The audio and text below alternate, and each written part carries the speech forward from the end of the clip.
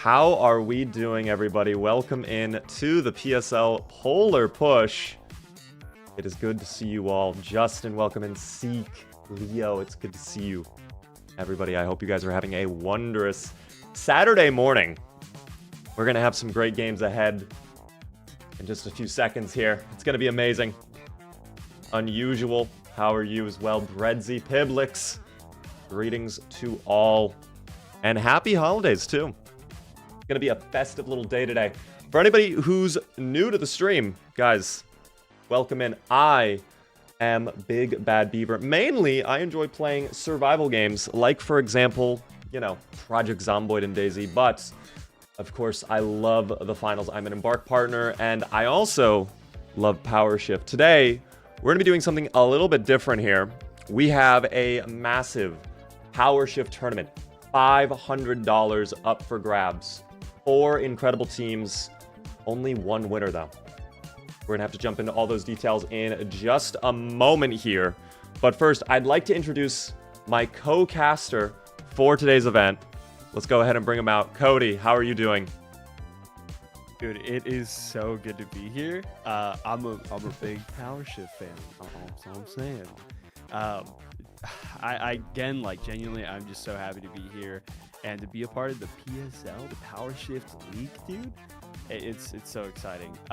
If you aren't familiar with me, my name is Cody. I'm with the Final Central, or TFC as we call it sometimes. We do a lot of cool esports stuff, and I think we even ran a Powershift tournament a while back. Yeah, I'm just happy to be here, Beaver, honestly. Well, we're happy to have you join. For anybody curious, you may have seen posted by the finals that Artie was supposed to be joining. Artie was going to be the co-caster, the same Artie from the Grand Major. Unfortunately, I think Artie is unavailable. Something's happened last minute. So Cody was incredible and came in clutch to save the day, and we'll be co-casting some of these games today. So thank you very much for that, Cody. How are you feeling? How are you feeling?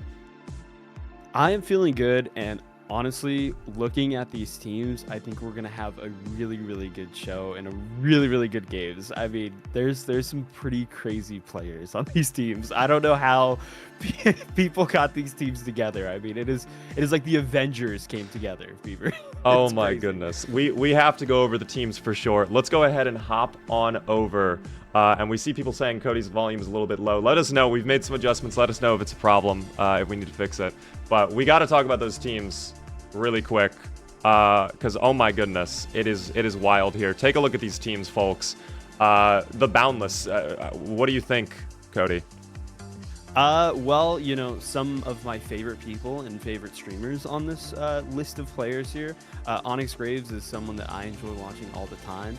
And then Lamp, you know, the heavy of SSG or Space Station Gaming, top 4 at the Major, by the way. And then you want to add something even crazier to that. You have Not Bubba, Uni and Gremlin, the winners of the Grand Major, Team Nightmare.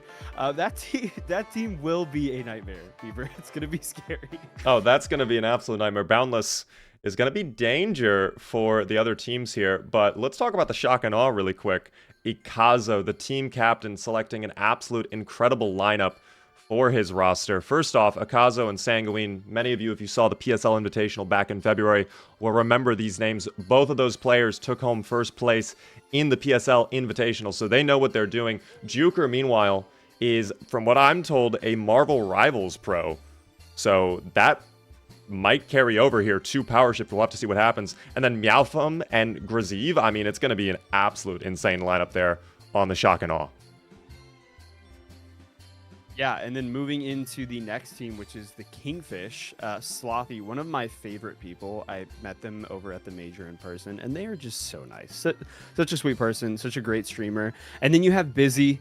You know, I can't say much because Busy is just crazy. That's another pro player. I mean, and then we have Stooge and T-Mills and Variant. I mean, this team might be even scarier than Nightmare. I don't know how to feel because it's not just a couple pros. It's literally just all pros. It is insane. Yeah, that one's going to be stacked as well. But lastly, the Livewires, we can't count them out. Rodden. Now, some players, if you play a lot of Powershift, you may recognize these names. Rodden's team is full of Powershift veterans. They live and breathe Powershift.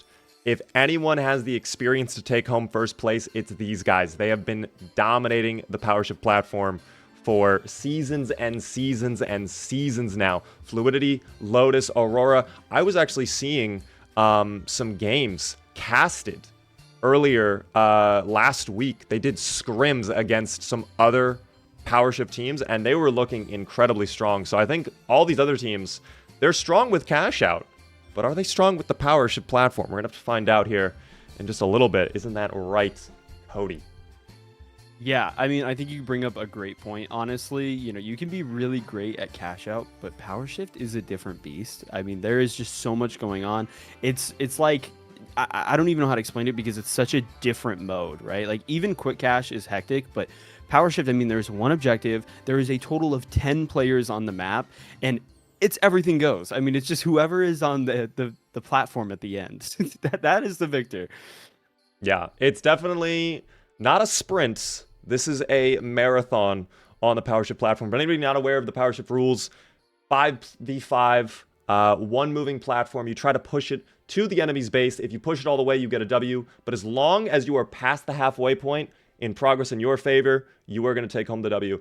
The difference is that overtime. We're going to see overtime come into play a ton because I guarantee you some of these teams are going to push it just a few little feet, find a nice little holding spot, play on rooftops, play on cranes, play on angles, and they are going to laser people from the skies above. Yeah, I mean, I think we're going to see some really cool strats, some really cool gadgets, some stuff that you don't normally see in, modes like Cash Out or Final Round. I'm just excited to see what these teams pull out, especially with all the changes of Season 9. And, we don't have the BFR to use, which I think is a good thing. I think it's going to open up the space for a lot more, unique gadgets and weapons to be used. Absolutely, 100%. It's a completely different meta. And I feel like Powershift makes everything pretty valid to use. That's one of my favorite things about Powershift, quite frankly. And with this new season and the reworked meta, some of the changes they've made, we're going to have to see how that plays into it as well. Now, we do have to talk about some rules before we get into the topic of the tournament here, because we do have a few rules. In fact, we have 2 rules in particular for our contestants to be aware of. First off, number 1, there is no Kyoto in this tournament. I'm sorry. Kyoto enjoyers, you're down bad right now. Unfortunately, the map, I don't even think it's playable right now. I remember they put out something saying it's actually disabled, at least in public matchmaking, due to an issue with the path. But either way, no Kyoto throughout the duration of this match. Rule number 2 is the BFR Titan is banned. No heavy player is going to be allowed to use the BFR Titan in this event. If a player is caught using the Titan, we'll give them a warning. And it's up to the admins after that point what they want to do, whether they want to issue another warning, say, hey, you lost the round, or even disqualify them from the entire tournament. So you got to be careful out there if you are a heavy and thinking of using the Titan. I think those are some interesting rules, Beaver. I think it's gonna, really add a lot of variety. Like I said, I think we'll see some good stuff. The BFR is just it's a little too good in my opinion. Being able to just sit back and snipe at the whole team. I want to see some Sledge. I want to see some SA-1216. Maybe the newly buffed KS-23. That thing's pretty crazy. Just saying. It could be. We might see some crazy loadout changes because of this rule. I know for a fact there were a couple players planning on using the Titan that are now having to scramble to find their alternative. But on that note, I guess we should probably talk about why we banned the BFR. It's for 2 reasons, primarily. Actually, mainly just one. And that being, like you mentioned, it's just busted. When you have 3 or more heavies on your team sitting on plat with all of their defensive capabilities, their little heal bubbles, their barricades, their goo grenades, whatever else, if these guys aim, and these players are going to be aiming, you're unstoppable, unfortunately. It's just how it is. If you have been in a lobby on Powershift where you have gone up against the BFR Titan and multiple players using it, you know how terrible it can be. So we want to try to avoid that, make things as fair as possible for today's event, and that is why the BFR has been banned. Yeah, I mean, I can't say it again. I'm excited. I think even if you think, hey, you know what, maybe you guys shouldn't have banned the BFR. I think remember, right? It's not just one; it's a potential 5 BFRs. So there's a little bit of a different, scope going on here. So just keep that in mind. Exactly. With all the rules out of the way, though, let's talk turkey here. Let's talk about the format and how our competitors are going to be going up against each other in today's event. We have 2 preliminary brackets. We're going to see the Boundless and the Kingfish fight off against each other, with the winner moving on to the finals. Ta-da! You see what I did there? That's okay. I think that's yeah. okay. Oh, It's my okay. bad. No, it's fine. That was a bad one. I'm sorry. That was bad. No, it was great, Beaver. It was really good. I promise you. It's just okay. like my camera froze. I was dying. That's why it took me so long to respond, okay. I promise. Okay, all yeah, good. It just froze. Yeah. It does that sometimes. All good. Well, we're gonna see which team there moves on to the finals. Meanwhile, the Shock and Awe and the Livewires competing against each other for their slot in the finals. Again, it's winner take all for that $500 prize pool. However, Embark was incredibly kind, and they have hooked up all players for today's event with multi-bucks. So no matter what you have done, no matter where you place, you're walking away with a little bit of a Christmas gift, with additionally a surprise gift for the winners. We're not going to reveal what that is just yet. We're going to talk about that at the end of today's event once we have a winner crowned. But that is going to be exciting to look forward to, so keep your eyes peeled for more info soon, guys. I heard there's a surprise. I like surprises. Who doesn't like surprises? Speaking of surprises, giveaway time. We can't just give gifts to our contestants. We have to give gifts to you guys. We're going to be doing a special giveaway here on the stream. All you have to do to enter over the next minute is type in the word Powershift, and you will be entered to win a Season 9 Battle Pass. This is not an Ultimate Battle Pass, unfortunately, but it is the Season 9 Normal Battle Pass. You'll get an Embark code sent to you via Twitch Whispers. You must be following the stream in order to enter this giveaway. If you are selected and not following the stream, this is so sad. You will not win the giveaway. It's so sad. We will re-roll. So make sure you're following that stream, guys. We'll roll that in just a moment. While we're waiting for that to be picked out, though, Cody, be honest. Who do you think takes the top spot? Kingfish versus the Boundless? I was literally just thinking about this while you were talking about the giveaways, which I might have to go enter. Just speaking about that. Feel free. But yeah, I mean, there are so many good players on these teams where I'm almost overwhelmed. Like, it feels like there's gonna be, any chance for any team to win. I have to say though, I have a little bit of a bias. I just love Slothy. That guy's my goat. So I think I'm gonna root for Team Slothy. I don't know. What about you? It's so tough. I think both teams are incredibly strong. I think you might be right, though. I think Slothy's team might have the slight edge there. It's pretty stacked. It is stacked. Keep in mind, guys, team captains were picked out, and they selected their own teams to bring in. So Onyx brought in their group of people. Slothy brought in their group of people. So it's going to be who has the better strategy at the end of the day. And I'm hearing from one of our admins that the players are ready, so I think it's time to roll our giveaway winner. Final chance to type in Powershift for those interested in winning a Season 9 Battle Pass. And we're going to be jumping into our first game soon, Cody. I'm so excited. I'm excited to see what map is going to be, honestly. That's what I'm excited for. Well, for the first map, it has been randomly selected, and I've heard it's Monaco to start out with. Monaco to begin. And then, of course, the losers will pick what map they want to go on for the next round. Best of 5 system, guys. I will say, I don't know how familiar you are, but man, if Uni is running the Arn here, which the Arn is really good, Monaco's kind of the map for that. So we might see Uni pop off. We're going to see a lot of poke weapons. We're going to see cathedral plays being made. The crane, I assume, is going to be knocked down almost instantly. We'll see what happens. Oh my goodness. Cabbage Patch has won our giveaway, according to Nightbot. Thank you so much, Nightbot. We'll have an admin get in contact with you soon for the Season 9 Battle Pass. We have more giveaways coming later on in the day, though, so don't worry if you did not win this one. There'll be more chances in the future to grab a Season 9 Battle Pass, guys. Do not even worry. We're going to go ahead and get set up here on our event. we're going to get set for the very first game in just a moment. It's going to take just a second for us to prepare, get our contestants in there, of course, and make sure we're all ready to go. But Cody, I know I got to put on my my Powershift gloves. I have special gloves I got to put on every time. What are your Powershift gloves? Describe the gloves for us so we can see. I can't show you because they're very sacred. They're in a box. Okay. They're bright red. Hmm. They used to be bright red. They've had some. It's been rough. Okay, it's been rough.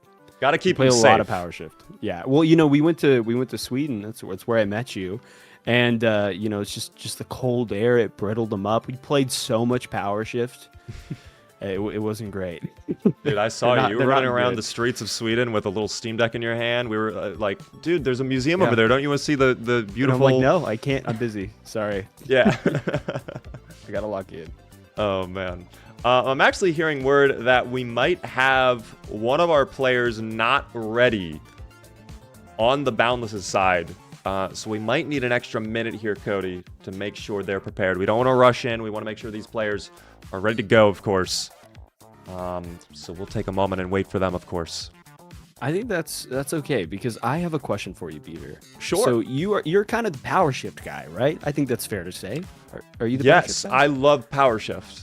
Yes. I think that's right. We're here right now. We're literally at PSL. I think it's fair to call you the Powershift guy. Thank you. What do you do in a Powershift game of this magnitude, right? This is like this is what, like the Super Bowl of Powershift. So what do you do here? If you're Beaver, you're on say a team. What are you doing right now? If I were on a team right now, I'd be talking strategies. I'd be figuring out the comp. I'd want to know what everybody's running, of course. Personally, I prefer you have one heavy just pushing that plat constantly. You're the engine. You're driving the match forward. Meanwhile, you have either 2 lights or 3 mediums, in my opinion. Either or. And if you have 3 mediums, you have them run support. So you're going to have someone healing the heavy, and the rest are going to be running turret. And then the lights, if you have 2 lights, they're going to be going around like little gremlins, murdering people. And yes, I would be putting mines on the plat. That's actually some high-level, terminology. We're going to be saying a lot of, big pro terms for Powershift. So plat is actually short for platform. Anybody who's unaware, just making sure we're all on the same page there, of course. Yeah, that's actually really interesting here because I feel like when you think of Powershift, right, you're like, oh my gosh, I can have so many heavies. But actually hearing that you don't want to go for heavies, you want to go for, more mediums and lights. And just using that one heavy is, like you said, like an engine to just get that platform pushed. And everybody else is just supporting. It's almost like protect the president in a way. I kind of like to hear that. Yeah, I mean, that's the great thing about Powershift. We said it earlier. There are so many different ways you can play Powershift. There's so many different strategies you can bring in to the table. That you can kind of make almost anything work. I've seen, 4 heavies, 1 light comp work. I've seen all medium work. It really depends on what you bring to the table and how you use what you have. Yeah, no, that's actually really cool to hear. So I'm curious to see what sort of other, loadouts we'll see from these other teams. Are they going to follow something similar? Are we going to see something crazy like, 4 heavies and 1 light? I don't even know how that works. That's so much chaos. We'll find out very soon. We are going to find out because I've heard that we are booting up into our game here. We're finally ready. The very first match, the Kingfish versus the Boundless. It's Onyx versus Slothy. If you guys have a thought of who's going to win, let us know in the chat right now as we jump in to our event. This should be really, really exciting. I'm thrilled to see the loadouts they bring to the table, of course, as we wait for the loading screen to come out and bring us into the arena. Hey, it looks like we're spectating Onyx's team. We got a pretty good matchup here. We got 2 lights, 2 heavies, and 1 medium.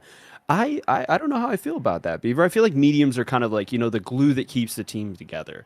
So do you think they have enough glue? Well, I think it's doable, but those lights are going to have to do a lot of work here to make sure things work perfectly. Well, thank God it's uni. So yep. I think that'll help.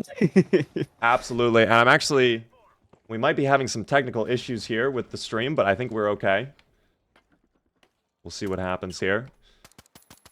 Staying on StuJ right now, though, with the V9S. Lasering from afar. The platform has been captured first by the Boundless. And there's a big battle raging on over there right now on the plat.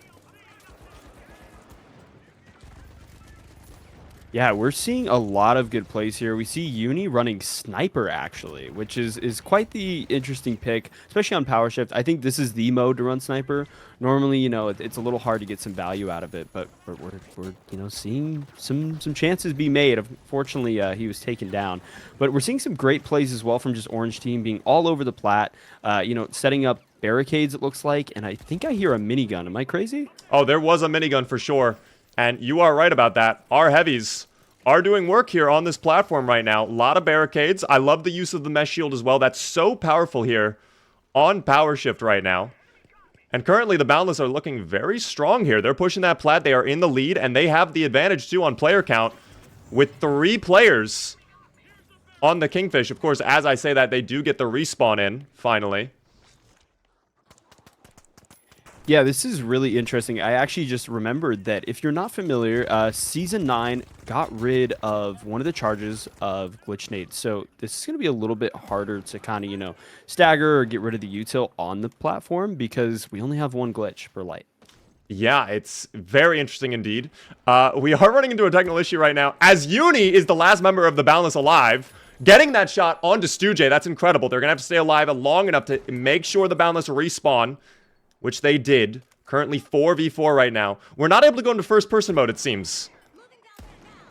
Which is very odd. But maybe it's fixed. It is fixed. Okay, we did it. Perfect.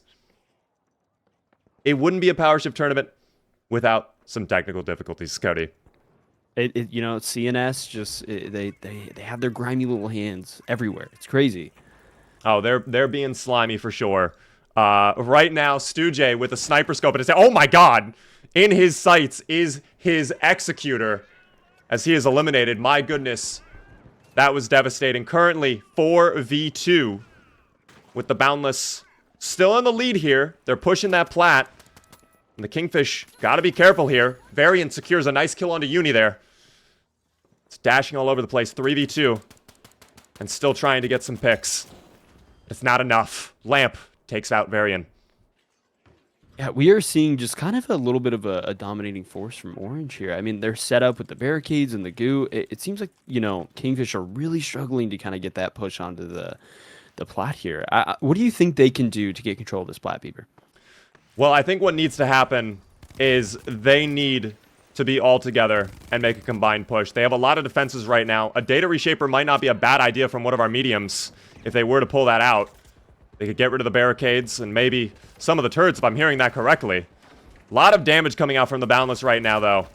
And it looks like the Kingfishers aren't able to respond right now to this. I mean, this is nearly a full team wipe. Busy is the last player alive. And there it is, our first team wipe of the event. The Boundless kill the Kingfish. I mean, I just want to highlight Not Bubba is currently at 6 eliminations with almost 4k damage. I mean, so much work is being put in. I mean, even if you look at like the rest of the, you know, kind of leaderboard here, we're just seeing Orange Team put out so much damage, so many eliminations. You know, Kremlin with a whopping 7 assists. I mean, this team is just, like I said, a dominating force. Yeah, they are absolutely doing an incredible job right now, which is wondrous to see. But the Kingfish, they've got to step up their game right now. Something's got to change if they want any hope of taking home the gold here and getting their first round under their belt, of course. There's Lamp, though, tearing it up with the Lewis, securing an assist onto Busy. And he's taking a little bit of damage from the side. Again, we're seeing the Cathedral be a force to reckon with as players are trying to use that as a side angle. I'm surprised we're not seeing more rooftop battles, though. I feel like it's been pretty driven towards that plat as we see a member of the Kingfish get taken out right there. Or the Boundless, excuse me. Currently 3v3. 3v2 now, as the Boundless are brought down to just 2 players, and they're opting to jump off, it seems, to ensure survival, which is smart. I like this. They have such a great position right now. Such a great advantage. They can afford to give up some time. It's not even halfway yet. We're just now getting to the halfway point as Gremlin is tearing it up. That's the Grand Major champion right there. from Nightmare. Yeah, we're watching, we just saw Slothy go onto the plat and just place a ton of barricades. And one thing about barricade is it kind of really doesn't matter what team places it. It kind of benefits everyone. We're seeing that with just how many are on the platform. And I want to highlight Uni with the sniper. I mean, I have seen him in the kill feed just constantly getting picks, and then T-Mills will come in and say, yeah, I'm going to shut you down, and use the pike to just kill Uni. And it has been a trade back and forth of these legends in the pro scene. Yeah, I love the sniper rifle as well. It's so powerful on a map like Monaco 2, where you're able to just set up shop somewhere far away and keep them from getting anywhere close to the platform. Speaking of the platform, it is getting dangerously close to the end here. They have to make their move now if the Kingfish have any hope of putting a stop to what the Boundless are doing. We're going to go wide angle for this battle, as they're nearly ready to slot it into the ending slot. Lamp is so low, but there's only Varian up. I don't know if there's anything that the Kingfish can do to take this home. We're seeing Varian fight. He gets Bubba. Can he do anything else? He needs to stop it. He needs to get on the plat, but I don't think there's enough time. Too down late. Goes Varian. Oh, that is so unfortunate. But hey, a tremendous job by the Boundless. Wow, what a start for them. Getting it done, slotting it in, and doing it right. They did it right. Yeah, I mean, the Boundless was an incredible team. I mean, there were so many influential players on that squad. I mean, we had Not Bubba with 9 eliminations, 6 assists, 6K damage. And we had Gremlin with almost 8K support score. So I think he was just sitting on the platform with the healing emitter and just kind of dishing out as much heals as possible. And I do think healing emitter is probably a really good choice, Beaver. Yeah, I think heal emitter was a perfect pick for this event, of course. I think also the defensive abilities of the Boundless. I mean, again, we saw so many barricades, so much goo. They locked it down, and that was the issue. The Kingfish just never had an opportunity. They could just never put a stop to what the Boundless had cooking. I have a saying when I'm playing Powershift. I call it momentum. Like, you just don't want to let the other team get too much momentum. Because if you let them push it too far, if you've gotten wiped too many times in a row, they're going to be feeling hot. They're going to have things unlocked. They're going to have a lot of utility on the platform, and you're just not going to be able to do too much against that. Yeah, I think the finals in general is a momentum game, right? Even when you're playing a mode like Powershift, I think it's even more important, like you said, having the momentum, having the time to set up, do what you need to do, have the people that you need, say on height, watching over, or in an off angle, kind of holding back. Having momentum is key to winning this mode. Absolutely. It is insane. Absolutely. So I will say, just to remind people on the format, we had one game go through, and we have how many more? I think it's a best of 5, you said, right? I believe so, yes. Best of 5. So it's first to 3, essentially. Whoever can get 3 points first is going to be crowned our winner, which is going to be incredible to see. That is very exciting to hear. We're going to see a lot of games, a lot of potential for things to change. The Boundless might take it home. Or, maybe the Kingfish will pull it together. It is just one game, and that means there is plenty of time to, develop new strategies or bring something new to the stage. So we might see some new stuff. I definitely think they need to try to deal with Uni. I think he's dishing out so much damage with that sniper. Maybe, designating T-Mills to really look out for Uni. And honestly, Gremlin as well. I definitely would like to see the Data Reshaper. I think that would be a very good option. Maybe some more explosives to get that barricade away. There's so many options. I'm hoping that we can see some new things come together. Yeah, absolutely. I'm hearing that we might be experiencing some technical issues with the stream. So we're going to take a short little break just to make sure that we have everything figured out. I'm not exactly sure why there were some lag issues there for Twitch. We're going to take a look at that in just a moment. We apologize for those issues, of course. And we'll be right back in just a moment, guys. Don't go anywhere.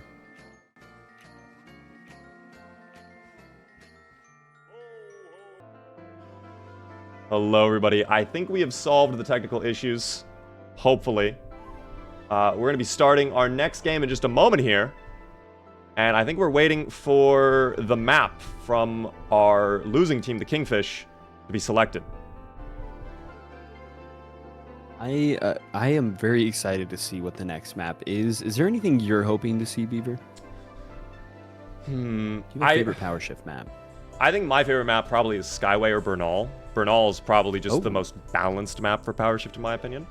But honestly, I think everything but Kyoto is great, you know? Like, Kyoto's fine. A little bit hit or miss every now and then, but it's okay. By the way, before we start up this next game, I just want to ensure, everybody in chat, hello already, by the way. Just want to ensure, if there's any technical issues, please let us know right away. We will pause the game. I don't know why we were having some issues. I never mind. I know exactly why we were having issues. I lied.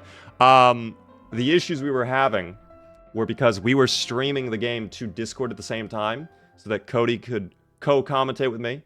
And unfortunately, that brought up some extra issues. So we're using a different system now, so that should not happen again. I apologize to everybody. Are you sure it wasn't CNS, Beaver? I mean, it was CNS. I mean, let's be honest. They were in the mainframe. They were on our connection at all times, but, you know. Yeah. I mean, I had them in my ear. They were like, yep, we just don't want this to happen. Okay. We're shutting down the frames. Yeah. I think maybe they were paid by the Kingfish. Like, maybe the Kingfish brought in CNS to try and prevent them from getting a win here. It's possible. I mean, I've heard you can buy CNS. Yeah. Fine, do whatever. Anything's possible in this world. But we are loading into the next game. It's Cis Horizon that the Kingfish have chosen for their map. So we're going to see what happens here on Cis Horizon as we load into the arena. We're going to be seeing what happens. Of course, again, if there's any technical issues, please let us know in the chat ASAP. We will do our best to resolve those post-haste. Looks like the Boundless are going to be sticking with a similar loadout as they had previously. Currently 1-0 with the Boundless in the lead. We love that. We'll have to see if the Kingfish can come back, Cody. Yeah, I'm not seeing any... I don't think I'm seeing any differences. It looks like they're running the exact same loadouts on both teams, so I think we're just going to see more of the same, but maybe there is a strategic difference. It looks like that is the case. It looks like they gate padded onto the platform, but you have Gremlin and Lamp sitting up on that bridge, which is a great power position, able to get those shots. We see Varian take down Bubba. We're seeing a lot of gates. It looks like... Oh, Varian is getting so many good kills here. Down goes Uni. That is crazy. I mean, that sniper is just not something you want to mess with, Beaver. No, absolutely not. It's crazy, though, that the Kingfish are holding this down right now. I mean, they're making great progress. They're already past that bridge. Lamp taken out by Varian with that red barrel falling from the sky as well. And there's Varian again, still with the sniper. It's going to be a sniper battle in a moment here. Oh, never mind. The minigun comes and interrupts everything. Oh my goodness. Cody, this is diabolical. Yeah, this is a pretty crazy turn of events. I mean, Cis Horizon of all maps is probably going to be the map as well to snipe on. Kind of like Monaco, where there's just so many spots and, you know, points to kind of perch up and just get great angles on not only the platform, but the rest of the team. We're seeing, you know, Boundless and Kingfish just kind of battle it out. We're seeing a trade between Slothy and Lamp, Bubba and Busy. There's so many things going on. I mean, I don't know where to look, Beaver. Yeah, I mean, it's just chaos all over the place. We're currently 4v3, Boundless at the advantage, now with 5 as well, and they are actually recapturing the point. They've put a stop to the Kingfish's momentum here, and now they're going to have to retake entirely, which is obviously not what they wanted. The Kingfish, such an early lead. They were looking so strong at the start, and things may have fallen apart. I think the Boundless may have adapted. Look at the APS as well that they have to prevent grenades from going, and that's so smart of them. That's going to help them hold this platform even more, Cody. Yeah, especially because in Season 9, if I remember correctly, a lot of grenades got a radius increase. So those things are even more deadly, even more scary, and even easier to get some damage out. So having that APS is going to protect you and your team.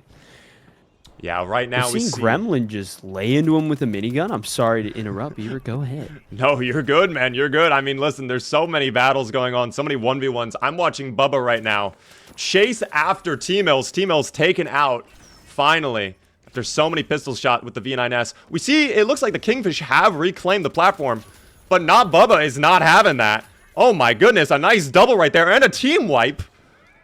meaning the Boundless have reclaimed the platform yet again. Incredible work by the Boundless. Yeah, I mean, we're seeing Not Bubba again have 5 kills already, not really that far into the match, and almost 3k damage. I mean, is there anything that can shut down Not Bubba? This guy seems crazy.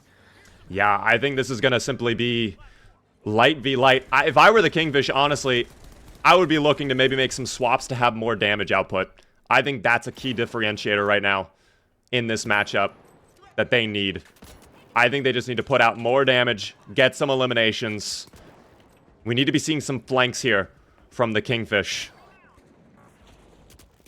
Yeah, Beaver, looking at both of the teams, the only difference between these teams in loadout is actually 1 light and 1 medium. So one team has 2 lights and one team has 2 mediums. So that is the only thing that is different between these teams. So maybe they just need another light.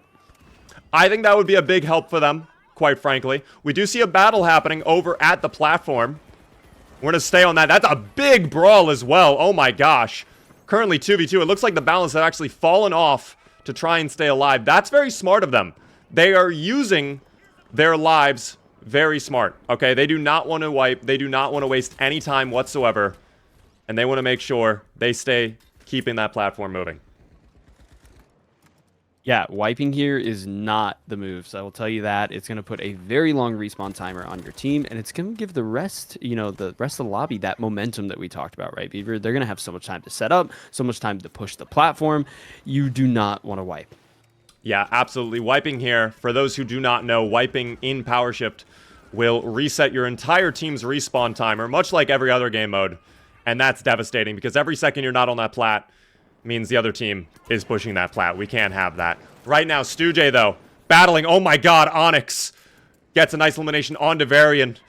Stu-J's friend eliminated right in front of his eyes. Coin splattered all over his face. Luckily, the defib is there to get him back in the fight. Currently even, though, on this platform, they brought it past the halfway point as we hit the halftime mark in today's match. It's 3v2. Yeah, we're seeing some of the Kingfish slow down a bit, maybe try to not wipe there, get some reses up. I'm watching Bubba right now, and he is just going in on the team, constantly getting those off angles and picking off the team and just doing so much damage. I mean, this guy is so fun to watch, Beaver. Yeah, I mean, listen, I think everybody on the Boundless is doing an incredible job. They're all playing their roles perfectly, too.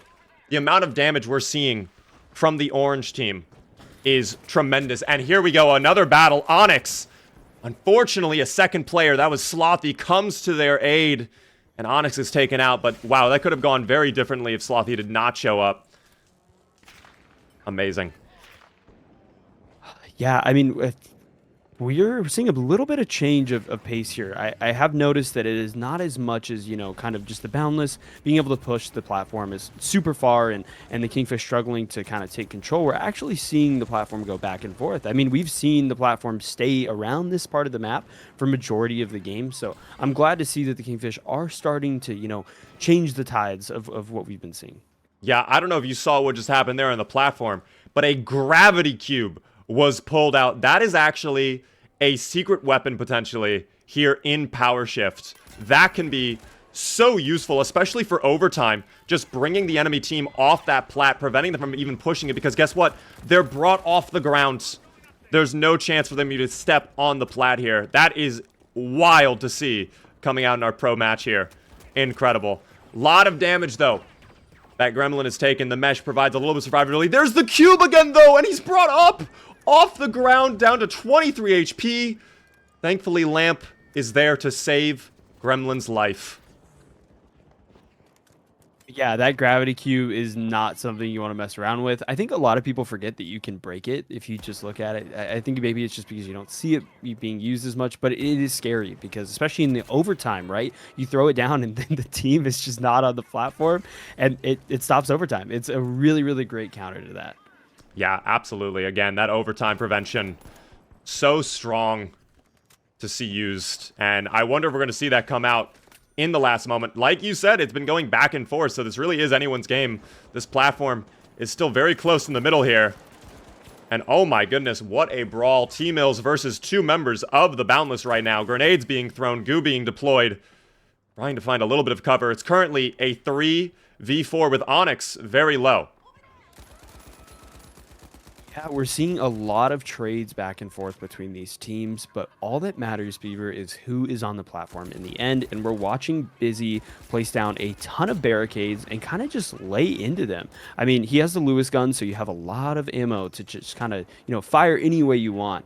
And we're seeing it right now. He's laying in so much damage. He's a little low, throwing down the dome shield, try to regen, and it gets glitched. I'm glad to see the glitches, I'll say that, because I don't think there's been enough. Yeah, glitches are very, very powerful, and that actually spelled the end of Busy with that glitch. And now the Kingfish taken out as well with a full wipe.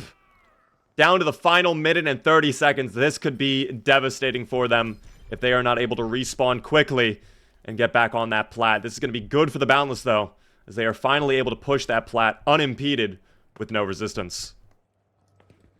Yeah, don't want to get wiped here. That is a lot of time to, build that momentum that we keep talking about. But we're seeing the Kingfish spawn back in.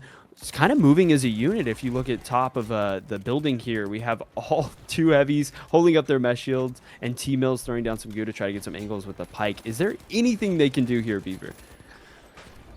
I think there is something they can do, and that is watch out for the flank of Uni, who's currently behind, looking for a shot. There was another member of the Boundless trying to flank as well, but it just didn't work out. Uni nearly had a perfect lineup there. Unfortunately, did not land. Glitch goes out. Where are these shots going? Somehow they're not connecting on my end. That looked like it connected perfectly, but there's a giant battle here on the platform that has just been cleared up. The Kingfish have reclaimed control, and now the Boundless are down 2-4. This is the return the Kingfish needed. They might be able to bring this all the way back and win it. It's the final 20 seconds, which means it's the final push. Any wipe here is game over. Yeah, this is a really scary spot to be if you're the Boundless. I mean, the Kingfish are set up. They're trying to get picks anywhere they can. We see Lamp try to get onto the platform, and down goes Lamp. They are rushing on. There is so many things going on. Down goes Onyx Graves. They need to do something to interrupt this. Is there anything they can do? It's just Uni. Oh, it's over. Unfortunately, Uni is not going to be able to do anything with a sniper rifle in his hand against all those players. And the Kingfish had incredible work there. Retaking that plat, grabbing it when it mattered most, getting into overtime too. That is insane to see. We saw such a shift in strategies as well. I think the Kingfish are figuring this out, Cody. Yeah, I mean, we are watching them adapt in real time, and that's what's great about having a little bit longer of a series. We're able to see these teams kind of, tug back and forth, playing a tug of war, quite literally. That's kind of what Powershift is, You're kind of trying to get your space. But we're seeing some insane stats from Stooge here. I mean, look, 10 picks and almost 8k damage, and then Variant right behind him with 8 eliminations and almost 8k damage as well. I think that team is looking scary, but Bubba again on the Boundless, 14 eliminations, almost 8k damage as well. I think we're seeing a bit more of an even, kind of damage spread and kill ratio, right, on the Kingfish. We're seeing everybody kind of move as a unit. We saw especially right at the end. Maybe the Boundless are trying to, keep together, but the Kingfish are really shaking things up. I think it's hard to stay grouped here. I mean, they're getting scary. Personally, what I think happened there is I think the Boundless got overconfident. They were feeling really good after that Monaco game. They thought the world was theirs to have. I mean, we saw Uni with that incredible flank. We saw other players as well trying to flank too. They were all spread out. And what happened is the Kingfish took advantage of that. They separated their fights. They cleared that platform. They put down cover. And by the time the Boundless knew what was going on, there was just nothing they could do. It was out of time. They even tried to use the gravity cube to get them off. But like you mentioned earlier, how you can break the gravity cube, the Kingfish figured that out and they shot the gravity cube. The gravity cube was destroyed. I don't know if you caught that, but that was insane to see. Yeah, no, they were definitely starting to counter, the gadgets that they brought in. And it's also kind of a hard part, with Sys Horizon, right? You have so much, vertical, map to work with, so many angles, like I said. And if you're not really utilizing the space around the platform, that can also set you up for failure. It's constantly moving, ever changing, and the battlefield, moves with you. So you need to make sure to also be constantly grabbing those power positions and not just focusing on the platform, because before you know it, you look up and now you're the Willem Dafoe meme and you have Lamp coming in with an RPG or something else. Absolutely. I mean, listen, another thing that we need to keep in mind is with Powershift, right? You are able to change your loadout on the fly. When you die, you can even switch your entire class. So I wonder if we're going to see, as matches go on, will players start swapping mid-game to counter some plays? Because Greek brought this up in chat a moment ago. Spears would have won that. Spears are perfect for clearing the point. If you were able to sneak up to the platform, get on there, and they're all bunched up, you just right-click spin, all of them lose all their HP. You have someone beaming from across the way, dead. I think we need to start seeing teams do that. I wonder if we're going to see that more throughout the next couple matches here. That is actually a really great point, especially with the amount of barricades that we've seen on the platform. Having, some sort of melee to just kind of go in, especially the spear, right? That does so much AoE damage with that spin. That could be a really good play. I mean, I might want to see it. That'd be interesting. I'm hearing word that the next map has been selected by the Boundless. Of course, they did lose that round, so they get the option to choose the next map. They have selected Citadel, Nozomi Citadel, the newest Powershift map to be added to the game. So this is going to be very interesting to see. I doubt any of these teams have much experience or practice with the spawns or the pathing of this map. So we're going to see what happens here, of course, as we load into Citadel in just a moment here. Yeah, that is a really, really fun map. I haven't played too much of it on Powershift. I don't even know what, what am I trying to think of? The route, I guess. I really haven't played a lot of it. I think it came in, mid to late Season 7, maybe even Season 8, if I'm remembering correctly. It's going to be an interesting map. I really don't have too much to say because I haven't seen it. Well, I can tell you this, the Via pathing, whichever team gets the spawn where they have to push through the Via building, that is going to be where we see the magic happen. That's where we're going to see the best fight. So I'm hoping we see that. We'll see how the path and fate takes us, of course. But we are loading in to our match of Nozomi Citadel, so we'll see what happens right now. Jumping on with the Boundless, I'm seeing a little bit of a change here. Do you notice it, Beaver? Oh, I'm noticing it. Too many. A lot of little light guys. Medium missing. Yeah, no mediums, 3 lights. Very interesting. I mean, maybe they saw the power of the glitches. Maybe they just want more glitches. Who knows? It is certainly possible. Yeah, 3 lights. I mean, will definitely fix a damage issue if that exists. Well, as they run into the arena, we're going to be holding our point on Stu-J, setting up a gate pad too. Look at this, so they can all get up to the platform with ease. And oh my goodness, the Boundless, I don't know if you saw that, but one of them is already trying to make a flank angle behind them and be a sneaky little rat, perhaps. We'll see what happens as the Kingfish capture the point.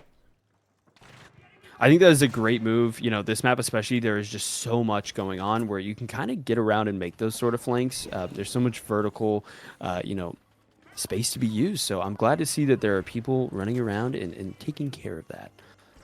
Yeah, but right now, not a lot of Boundless anywhere close to the platform, unfortunately. Which means the Kingfish are just pushing that plat with no real issue. But finally, we do start to see the counterplay. The Boundless, though, getting melted over there. That member with the minigun brought down to about half HP, but a lot of damage on the Kingfish as well. Multiple players getting injured. The glitch goes in, too. And there's the pounce. The nullifier as well. No way. Oh my god. I don't know if you just saw that, but Uni is popping off with the M11. I mean, that guy just ran in onto the platform and took down 3 people. Oh, yeah. We saw that wide angle in beautiful cinema. And there's a 4th. Oh my gosh. No. Varian, though, taking out Onyx Graves with the sniper. That angle they have is actually deviant. Oh my god! What a no-scope onto Uni. Unfortunately, Bubba gets the reversal there. The trade comes out, but oh my god. What a shot. Yeah, I think we're gonna see the Boundless, those three lights kind of run together as almost like a pack, right? I mean, we just saw it, Uni tries to run in and gets picked, but Bubba and Gremlin are together and they're like, yeah, well, we're gonna clean it up, don't worry. Yeah, right now it's an absolute brawl over here by the platform. Unfortunately, it's just Varian left alive. We're going to click over and find him right now. They've got to stay alive just a few more seconds for their team to be able to spawn in. In fact, Busy could coin right now. Finally, they do. Varian stays alive long enough to prevent a team wipe, which would have been a catastrophe indeed. But the Boundless have claimed the platform and are finally in the lead.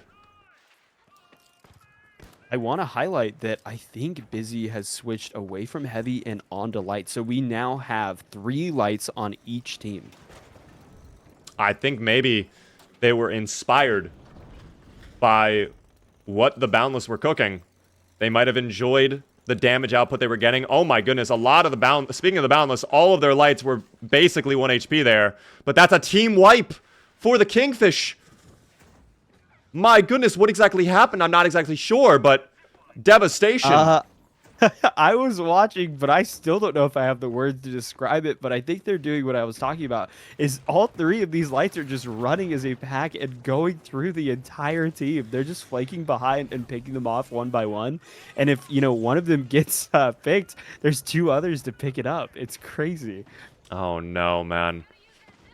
Finally, we do see the Kingfish reclaim control of the platform. There's Bubba, though, again. Blanking from behind with the V9S. What an angle, too.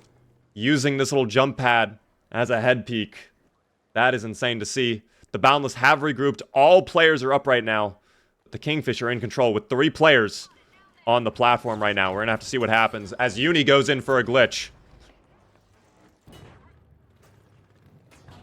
Watching kind of each team kind of battle it out. Stooge gets a pick on Gremlin, which is very huge there, but we're seeing so many dome shields, so many barricades, and I think it's really hard to get onto that point, Beaver. We see Busy get Lamp, Bubba get Varian.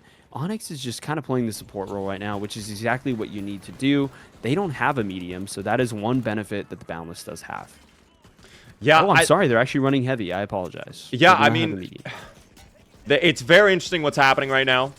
I mean, Onyx kind of is still playing support with that mesh and, of course, with the heal ball, which is great to see. That's so useful for staying alive. Right now, we do see, though, Busy taking a lot of heat here on the platform as they are brought down to about 100 HP. That minigun rips them apart, and the platform is contested right now. Busy versus Bubba, and Bubba is able to make it, and now Uni and Bubba are able to get control of the platform, and that is huge, getting a lot of picks onto Kingfish. They're gonna have to wait to respawn. They are both down 2 players, but Stooge is able to coin just a bit earlier. I will say, Beaver, this is kind of a hard push once you get to the latter half of the route. Having that Via building with the height, that is a really big benefit for the Kingfish. Yeah, I mean, another thing too is this building has completely fallen apart, which means getting onto the platform is not going to be too easy for some of these players. Of course, there are a lot of lights, so they probably have dashes and grapple hooks and whatnot that they can use to get on there. But Lamp is going crazy with the minigun. Tried to get 2 there. A lot of damage. Unfortunately, no elimination came out of that. And now the Boundless are down 3-5. The Kingfish reclaim control of that platform as well.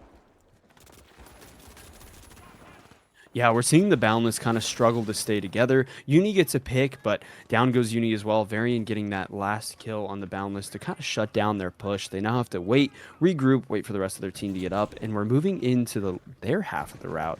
It is very interesting with how high, this platform is off the ground. I think you made a good point where once this building's destroyed, it's really hard to get up there unless you have like a gate or maybe a jump pad, but with the lack of mediums in this game, there's not a ton of movement options. Yeah, I think another issue, too, is the Kingfish are making great use of the space they have right now to push Lamp and the other members of the Boundless out of that building so they don't have as many vantage points. And look at that, Lamp's mesh is fried. Doing everything they can to get some damage out there. The lights finally pounce onto the platform, though. They get a little bit of pick damage, too, and jump off. But, oh my gosh, it's devastation right now here on this platform. As Gremlin is going in with the M11, chewing them up. The Kingfish are in trouble, and there's a full wipe with Uni getting that final kill. God. Wow, Uni going up against a mesh heavy. I mean, that is very scary, especially with how low health he was. This is an insane set of plays from the Boundless. I mean, we are just watching each team kind of, take attacks at each other, and they keep pushing, the platform right to the edge of where it gets to the end, and then they just switch positions again. So it is very interesting to see these teams continue to just battle it out and duke it in this center spot. Yeah, I'm actually shocked right now. I don't think we've seen the Boundless wipe at all. I might be wrong about that, but I think only the Kingfish is wiped throughout the duration of our event so far. Maybe that'll change in the last 2 minutes here. We do see the Kingfish up by 1 player right now. The Thermal Bore as well, brought out to destroy those barricades. I love that play. Nice pick onto Gremlin 2 by Varian. And the Boundless are down to 1 player left. Onyx, there's the wipe! Yep, there's the wipe you were talking about. Oh my goodness. Gosh. There is the wipe. That's crazy. I bring it up, and then it happens. Yeah, it might be the caster's spoken curse. into existence. Yep. Yeah. Unfortunate. I'm so sorry to have done that to the Boundless. But tremendous work by the Kingfish. They are proving they might be the biggest fish in the pond. That was good. You come up with that on the fly? Yeah, I did. I'm gonna be doing more of that later on. That was good. That was good. I appreciated that. Jumping in with the Boundless, trying to get any sort of play here. I mean, we're seeing, what is it? 2 heavies and a medium, double mesh on this platform. It is going to be very hard to push. We see Lamp holding up the mesh, trying to make space for his team. But do they notice the lights behind them? That is the question, Beaver. Right now, the Boundless are not looking too strong. I think those heavies are doing a tremendous job holding them back. The amount of damage from the Lewis gun and the support with the mesh shield. This is trouble. And now we finally see the Kingfish pushing this platform through the CNS building, through the arcade over here in just a moment. And Bubba is close to going down here. They were able to stay alive long enough to prevent a team wipe, which could have been absolutely horrible as we get down to the last minute here. But the Boundless are going to have to pull something out real quick if they want to stop the momentum that the Kingfish have. Yeah, this is actually really big because Bubba got the pick on the 2 lights that have been doing the most damage to their backline. So now they're able to possibly make a push onto the Boundless with no resistance. And I think we might be seeing it. We're seeing the battles. Uni and Gremlin all getting so many picks on Busy, T-Mills, and Slothy. There's not too many people left. It is now just the lights that have respawned, and they are too far away from the platform, Beaver. We're seeing Stooge kind of hide. He does not want to wipe here. I think the Boundless are able to move it back towards the center, and we might see an overtime. We likely will see an overtime, but the Boundless are going to have to be careful here because one misstep, if all of them step off the platform once overtime begins, if that platform has not been brought back to the middle point, they will lose. So they've got to be cautious for sure. Yeah, this is a pretty scary approach here. We have the 2 heavies, one with a minigun. Oh, I'm sorry. They switched to 3 heavies, Beaver. That's honestly smart. If they're going to be stopping this push as we get into overtime, that might be a smart move. More health and more damage to play with. They need to kill Varian, though. Varian is taken down, too. It's just Lamp. And now all the Kingfish are pushing out, and down goes Lamp. Oh, my gosh. I have no words. That was so quick. That was so swift. That was crazy. It was absolute destruction, what we just witnessed. The Kingfish just came out of nowhere and bodied the Boundless. That was wild to witness. Yeah, I mean, we saw Varian time and time again go into their backline and just take them down one by one. I mean, he was absolutely the power play here. 15 eliminations, almost 10k damage, Beaver. That's crazy. Yeah, that was wild to see. We got to talk about Varian. You mentioned it before. Got to be the MVP of the Kingfish. Look at that. 15 eliminations in total. A lot of assists as well. I mean, they were a tremendous key player for the Kingfish in that round, of course. I want to also say special shout out to Busy, who, while they maybe not had as many eliminations, they were holding down that point. 12 assists. They had incredible pushes with that platform. Yeah, absolutely. I mean, the heavy, like you said, is the most important part of your team because they are the engine that's going to drive that platform forward. I also want to give a shout out to Bubba and Uni, right? They were the, 2 lights that were moving as a pack, and they were also just absolutely tearing up the back line of the Kingfish. But man, I don't know what happened. I think Varian was just better at 1v1s. I'm not too sure exactly, but I mean, he gave it on top. That is just a crazy set of games, and I am so excited to move into the next one because I think if I'm right, Beaver, one more win on the Kingfish, and that is their series, right? That is indeed the case for sure. They only need one more round win to move on to the finals where they could play for their hand that $500 jackpot, which I would love to see them come out on top and snag. Yeah, absolutely. I mean, we're looking, kind of at the Boundless, and they are a pretty, crazy team as well as the Kingfish. So it really is a battle of the Titans to see who makes it out on top. And it is possible that the Kingfish will be the people to come out on top. I mean, it is crazy. If I'm the Boundless, I'm shaking. I need to change something up. There were so many trades there, so many times where they almost did win that game, but it just wasn't enough. So we need to see some changes on the battlefield, and I'm hoping they're having that discussion right now. Is there anything that you can think of that is very obvious to you, Beaver? What is something that they might need to do to kind of sway the scales back in their favor? Well, I think one thing that we saw the Boundless do a very good job of that I noticed is they were taking space a lot and actually moving in positions where they knew where the Kingfish were going to spawn, and they could play off those angles. So they could prevent them from even trying to get out of their spawn point. That's a very common tactic in Powershift, is just kind of like try to spawn camp. So I think the Boundless did a good job there. I think honestly it just came down to they were unlucky. The Kingfish had such a good push. The Boundless had a ton of space to make up for. They had to play with the time they had. They had one of their players step off as well. That was not on the platform at the very end, which is unfortunate. And the Kingfish, the fact they swapped to 3 heavies and they had all that damage being sent onto the platform, no matter how many meshes or barricades you have, you're not going to survive all those miniguns. You're not going to survive the Lewis guns. It was just an unfortunate series of events. I think what happened is the Boundless just needed to make changes earlier in the game, and sadly they did not. Let's talk really quickly before we move on to our next game about the scores, because right now the Kingfish are in the lead. It's currently 1-2. As we've said, the Kingfish have one more game before they take their slot in the finals. We'll see what happens though, or it could go to a best of 5. It could go to the match point, and the Boundless could bring this back, but the Boundless have to make some moves right now. Yeah, this is a scary spot to be in. It is winner takes all here, so you don't want to get out. There is no losers bracket or anything like that. You have to win this series to make it forward and get that chance of winning the $500, which I mean, I would be changing some things up. It really need to see some things change on the Boundless. The Kingfish are such a dominant force, which is crazy because we saw the Boundless, coming so strong in that first game. But like you said, they continue to improve and adapt. And now we're watching the Kingfish possibly even take the series. Yeah, we're going to have to see what happens as we get ready to jump into our next match here, which if I'm hearing right, it's going to be on Seoul, which again, another... Ooh. Absolute incredible map, but we're going to see a lot of long-range battles. That crane is going to be a center point of fire. We're going to see a lot of snipers, most likely, a lot of rooftop battles on that server with the billboard. It's going to be chaos here in a few moments, okay?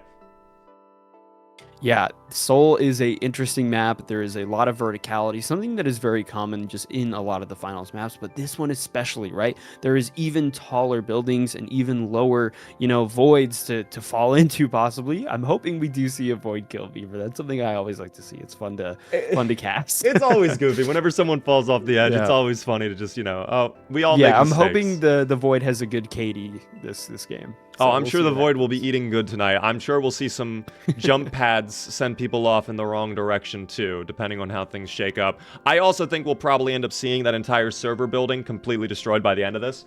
But we'll see what happens. Oh, absolutely. We'll see what it's happens. Bound to happen. It looks like we're watching the Boundless kind of go back to what was working, right? We see Onyx back on medium. We're going back to the 2 lights that were serving them well, and Gremlin and Lamp on heavy as they do. So maybe this is the change that the Boundless needs. Maybe they, need to stop experimenting and just go back to what works, Beaver. I don't know, but we're going into it right now, and I'm excited to see what happens. Let's jump in with Stu J on board, getting ready to push that plat, and they have a gateway set up for the rooftop too. They know what they must do They need that height advantage. In fact, I want to click over right away. We already see one member, that's Slothy, taking some damage from the rooftop and including a flank as well. One member of the Boundless has caught them off guard from behind here, which is crazy. Yeah, we are seeing Uni back on the sniper, which is interesting. So we are going to see Uni kind of sit back a little bit more, not do as many pushes with the other light.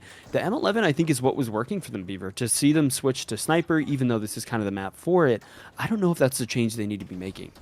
Well, maybe it is working, because right now the Boundless are in control of that platform, and they have pushed it out of the server room. Plus, Uni got some nice sniper shots onto the Kingfish, which is holding them back too. The Boundless are looking very strong right now. If we go wide angle, in fact, we can see them. Look at that head peek too, using their heal ball to their advantage to peek over the platform. And like I imagined, already we do see a sniper on the crane, as I predicted. Yeah, we're seeing Uni and Varian kind of battle it out for that crane control. Such an important spot of the map. Getting that amazing angle for the sniper. It seems like Varian was able to kind of take control. I'm wondering if they will try to take the crane out, just so no one has, you know, any sort of advantage here. Yeah, well, over by the platform, the Boundless had to be driven off. Unfortunately, there was a lot of damage coming out from Busy and many of the other members of the Kingfish. And they are down currently 2-5. Which means they've got to regroup and get ready for another push. Another retake, Cody. So far, still anybody's game. Yeah, this is a scary spot to be for the Boundless. I mean, this is, you know, they have to win this game, Beaver. If Kingfish even, you know, gets way too close to the end and, you know, maybe get into overtime where they have to make that push like last time, I don't know if the Boundless is going to be able to make it out. We have so many hard hitters on the Kingfish, people that are able to kind of win those ones and maybe even 1v2s. They are very good players. So you want to try to get this platform as far as possible so we don't worry about overtime. Yeah, well, speaking of the platform, Lamp is taking a lot of damage right now. They were able to stay alive just long enough. They had their teammate come in for the assist, which is beautiful to see. Currently, 2v3, though, as Onyx is taken out, and Lamp is once again caught off guard by a light up on the rooftop. Stujay taken out, though. Nice shot with the Lewis gun. Incredible work. It's currently Lamp and Gremlin choosing to drive that platform forward as well, rather than stay alive and prevent the push. The horrible thing about Powershift is if you are one of the last players alive, and you're on that platform, the enemy knows exactly where you are, so you got to be careful.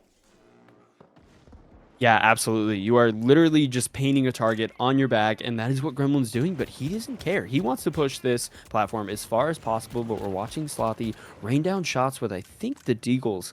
Gremlin kind of alone. I don't know if I would have chosen to be on this by myself. It looks like T-Mills is coming in and gets the pick on Gremlin, which I think was bound to happen. Some might say, you know, there is some bounds to the Boundless. I like what you're doing too. I like that. Yeah, you know, you inspired me. What can I say? Hey, we like to keep it funny around here. We like to keep it silly. We like to keep it lighthearted. Nice shots from Timo's, though. You mentioned earlier we saw that kill onto Gremlin, which was very good. They were able to recapture the plat thanks to that elimination as well. And Timo's making sure the Boundless don't try to get some picks from them on the rooftop right now. Boundless taking a lot of damage as well. A lot of explosions going off. The heavies with the dome shields and the meshes. Doing a tremendous job of pushing it back to the middle slot. There's Slothy with the Deagles as well. Unfortunately taken out by Lamp. Lamp gets traded, though, by Busy. It's just back and forth right now here at the PSL Polar Push. Yeah, a back and forth it is indeed, but I think the Kingfish are starting to have more numbers, and the health difference is kind of going back and forth. At 1 second, you know, the Kingfish are incredibly low, and then another, the Boundless are incredibly low. These are just trades back and forth, but I think the Boundless is struggling to stay together. Gremlin is so low, trying to stay alive. We do not want to wipe here, but down goes Gremlin by Slothy. Thankfully, Onyx is coining in, so even if Lamp were to wipe here, we still have Onyx to stay away from the wipe. Oh yeah, Stujay is absolutely chasing Lamp. Poor Lamp, brought down to about 1 HP. Had to go hiding. That mesh was fried. The glitch came out. I mean, this is not looking great here. We're about to go into the halfway point of the round. This could be it for the Boundless if they are not able to retake this platform as the Kingfish push it outside of the building.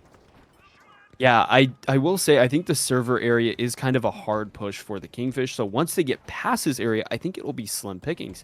I mean, even the mall section is, quite literally made of glass, so it might be hard to, kind of take that back as the Boundless. There's not as much space or height to kind of work with. Yeah, I think if they are able to make it to the mall, it's gonna be a little bit difficult for the Boundless still. Just based off the damage output we've seen and the angles we've seen the Kingfish have. That's a beautiful double from Busy right there. Unfortunately, Ooh. taken out though. Oh my god. Back and forth. Bubba and Uni. Over. It's the Battle of Lights. Oh, wait. It's just Uni left.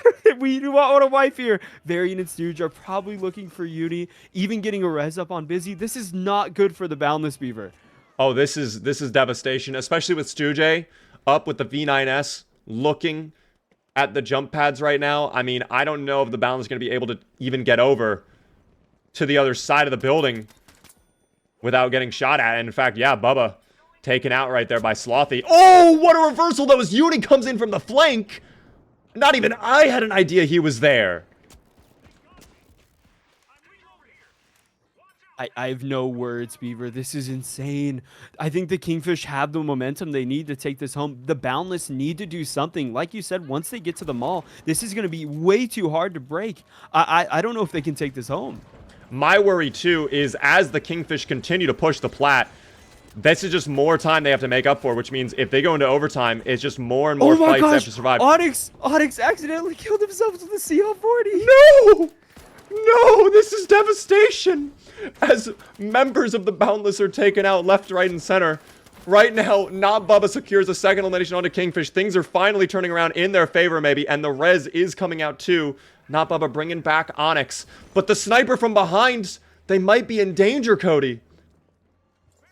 I mean, even after the, unfortunate self-kill with the CL40, I think the Boundless have gotten the reset that they need, are getting a pick, even Uni getting a pick on Stooge here. This is huge. They need to try to push this platform as quickly and efficiently as possible. And I have a question for you, Beaver. How many people need to be on the platform to get it to max speed? What is that? 3 is the answer. 3 is all you want. Any more than that is wasted value, as you could have players taking space, getting some nice flank angles, or just trying to get intel on where enemy players might be hiding.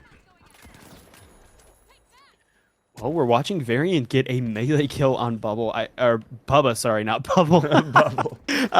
But yeah, we're seeing some great plays from Kingfish, trying to take back that momentum, stealing it back. We're seeing a battle on the platform between Busy and Onyx, able to get the defib on Lamp. It is a 2v2 here, and we're getting picks back and forth. It is just Varian and T-Mills trying Onyx to battle it out.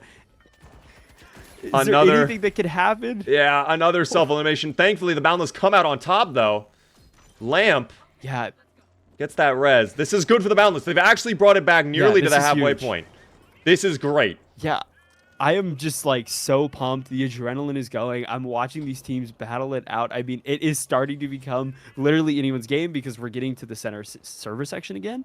And I mean, that is where the Kingfish start to cook. So we'll see if they kind of take the momentum back. I mean, it is just trades of momentum. I mean, we're seeing, Bubba unfortunately go down. Gremlin goes down too. The Kingfish are starting to make a push. Uni is one hit, and then he goes down two. Down goes Lamp. It is just Onyx. They need to avoid the wipe here because if they get any more momentum, it is not going to be good. Thankfully, able to hold it out. Onyx, gets down, but Bubba and Gremlin are able to coin in. That was really scary. It is still not a good spot. They have that momentum we keep talking about that is so quintessential to the game mode. This is a hectic battle. I think the Boundless are giving everything they got. They know what's up at stakes right now. And Onyx did a very good job there staying alive. Listen, they got eliminated, but that's okay. They were able to stay alive long enough to get those coins in. And now they're fully back. They've done it before. All they have to do is one more retake and bring it back to the halfway point. That's all they got to do. Although it's not going to be easy, as the Kingfish have this unlocked. The scary part is we're moving into overtime, so they cannot leave the platform, Beaver. That is what's scary to me. Oh, charge and slam with flamethrower! Oh, and they got one off the map! Oh my god! That was a big pick. This is a great opening. They could take advantage of this. Onyx made great space. Oh, we're seeing... It's just Stooge. There's a dream. He doesn't want to get wiped. There's Don't a get wiped, dream. Stooge. If Stooge gets wiped here, this is devastating. This could be it for the Kingfish. This could go to match point. That was an incredible play by Onyx, pulling out the charge and slam with the flamethrower. That was a tremendous opening, and the Kingfish were not ready for that. All right, we are now in overtime, Beaver. That means if they leave the platform at all, it is the Kingfish's game, and they move on to win the $500. They need to try to hold it here, but the Kingfish have a great spot on the Boundless, getting picks. Down goes Bubba. Uni is able to get the pick on Variant, and T-Mills gets the pick on Lamp. There are trades back and forth here. There are only 3 left on the Boundless, and I think those are 2 of them on the point. It looks like they're jumping in, trying to fight. Slothy holding it out, but we're seeing a flamethrower? Did I see that correctly? Yes, that's Onyx with the flamethrower. And they're able to get that kill through the mesh because fire goes through the mesh. Your mesh will not block fire damage at all, which means they might be able to do it. They didn't! Oh! We're going to match point, Cody! Oh my gosh! That's crazy! We are going to match point here on the first bracket of the PSL Polar Push. That is incredible to witness. Oh my gosh. What a play. Listen, I'm not going to lie, Cody. I was scared for him. When we were at that 3-minute mark and the Kingfish had the platform in the mall, I was like, it might be Jover. But yeah, that was so scary. They brought it back. My heart can't take it. My heart can't take it, Beaver. The Boundless showing that there's no bounds they can't break through. Apparently. Maybe they really are boundless. We're jumping into the leaderboard, though, and we're seeing so many kills across the board on the boundless side. We have Bubba with 10, Gremlin with 12, and Uni with 11, all dishing out so much damage. And I mean, Gremlin not only having 12 elims, but 10 assists as well. Is there anything that this person cannot do? I mean, what is this? It's tremendous is what it is. I mean, amazing plays from all of these players. Onyx as well. I'm going to be honest. They might be the MVP of this round. The play they made with the flamethrower at the end honestly was a complete shift in the match. I mean, the charge and slam, though. I mean, I don't know how they got so high up, but that charge and slam that knocked T-Mills off the map and did so much damage to the rest of the team that was on the platform, I think was quite literally the play that got them the platform there. I mean, that won the game, honestly. So whatever Onyx is doing, keep doing it, because that is what is going to, win you this next game. I'm excited to see what map we're going to. We've played Nozomi, we've played Sis Horizon, we've played Seoul. What Monaco. What other map have we played, Beaver? And Monaco. Yep. So there is really only one map, I think, left, right, Beaver? And it's the map you like. It's Skyway and Bernal that we could be seeing next up, along with Vegas. We could be seeing a Vegas. Right, Vegas too. I keep forgetting how many maps there are. There's a lot. It's kind of weird. I think the only map missing now at this point is the newest map and also Fortune Stadium, if I'm not mistaken. But one of those 3 previous maps could be it here for the final round of our first bracket of the PSL Polar Push. Who do you think's taking this home? This has been close. This has been so close. Gosh, I have gone back and forth, I think, in my head of who could possibly take this home. I want to say I think we are going to Bernal. We're loading in currently. But I think the team that is going to take this home, I don't know if I can make that call, Beaver. Honestly, I think these teams are all playing so great. It is quite literally, I've said it time and time again, it is a battle of the Titans, and I don't know which one is going to make it out on top. They just need to play together. They need to, keep doing whatever they're doing, because it seems to be working on the Boundless side. I think the Kingfish just need to go back to what was working. The triple light, just being able to kind of tear up the backside of the team, which I think we might be seeing possibly. We're seeing Lamp on medium and Onyx is staying on heavy. This is quite interesting to see. And we're seeing still the same moves on Kingfish, but this is a different map with a lot less verticality. So maybe we'll see Varian and Stooge kind of be able to, get that backline support that was needed in the last game. I don't know. We just need to see a repeat of Nozomi, because Kingfish were playing incredible there. Yeah, I think Bernal is a very special map. I think it's very well balanced too. I think there's not a lot of moments where there's difficulty getting onto the platform at all. So we're gonna have to see what happens. I think maybe the lack of lights here makes a little bit of sense. I think more heavies is definitely the move, probably for Bernal. The Boundless do claim the platform first, and we're seeing T-Mills with the pike. I mean, this rooftop is going to be a focus fire. We're going to see a lot of battles play out up on this rooftop for sure. Yeah, this is already starting to be a crazy match. We're seeing Onyx Graves try to get a pick on Slothy. Stooge taking the height. Varian getting a pick on Gremlin. And Stooge getting the pick on Lamp. We're seeing so many trades. But Boundless is not looking great here. Just Onyx Graves is left. They went from having all the momentum to almost none. I think maybe pushing that plat early on may have been a mistake. As on this map especially, you kind of want to wipe them first before you even push that plat, or at least have a huge number advantage. And just jumping on right away may have been a bit of a tactical error. We do see Onyx Graves, though, with the M60. An interesting choice, choosing not to go Lewis when we've seen the Lewis perform superbly throughout this round. Unfortunately, taken out by Stooge in the alleyway right there. But Kingfish in control of the platform right now. The Kingfish are looking really great. You know, getting a pick on Lamp here. Gremlin very low, trying to get any sort of, escape here. The Kingfish are just playing so well together. They're moving as a unit, taking the positions that they need. I think this might be the game, sorry, I need to take a second because that last game just kind of fried my brain. But the Kingfish are playing so well, Beaver. I think this might be a repeat of Nozomi. Granted, it's a little too early to make that call, but the momentum that they have is good. They just need to keep it. Wow, I mean, right there, Uni gets a sniper rifle shot onto Stooge right there. A second shot onto Varian. Oh Hold on, Uni might be locking in here. Uni could be believing. And this is what the Boundless need right now. Unfortunately, APS blocks their glitch grenade. But oh my goodness, the heavies are busy dealing with that was Lamp, I believe. And they have no idea that Uni is lurking. There's another no-scope shot onto Slothy. What a reversal right there, thanks to Uni. Wow, that is so crazy. Sorry, I was just in awe at the no-scope. That was so cool. I love watching Uni play. That's my goat. Honestly, that's all I have to say. There's a reason Uni won the 2025 Grand Major. We're going to have to see, though, can Uni win the PSL Polar Push, okay? Uni's good with the boxes, and they seem to be pretty good with the Powershift platform. But are they going to take it home all the way? We're going to have to find out later on. As Varian finds a nice sneaky shot onto Lamp. Lamp gets taken out right there. Lamp is gone. Actually, Lamp swaps to medium as well. Am I seeing that correct? Yeah, he is on medium. Originally on heavy, I think he gave the spot over to Onyx Graves. Wow. Wow. I mean, jumping back into the game real quick, we see Slothy go down. Bubba has gotten, I think, 3 picks, doing insane amounts of damage onto the Kingfish. Everything they need for the Boundless to succeed. Hopefully they continue, but they decide to get off the platform? I think this may have been smart. Regroup and just reclaim it when you're all together. Because the Kingfish are down by 2 players. They are just now respawning. So they have the numbers advantage. They could take their time. I think that was a smart move. That is fair. We're watching Bubba get a pick on Stooge. And then also, we're seeing some damage get in on a Busy here.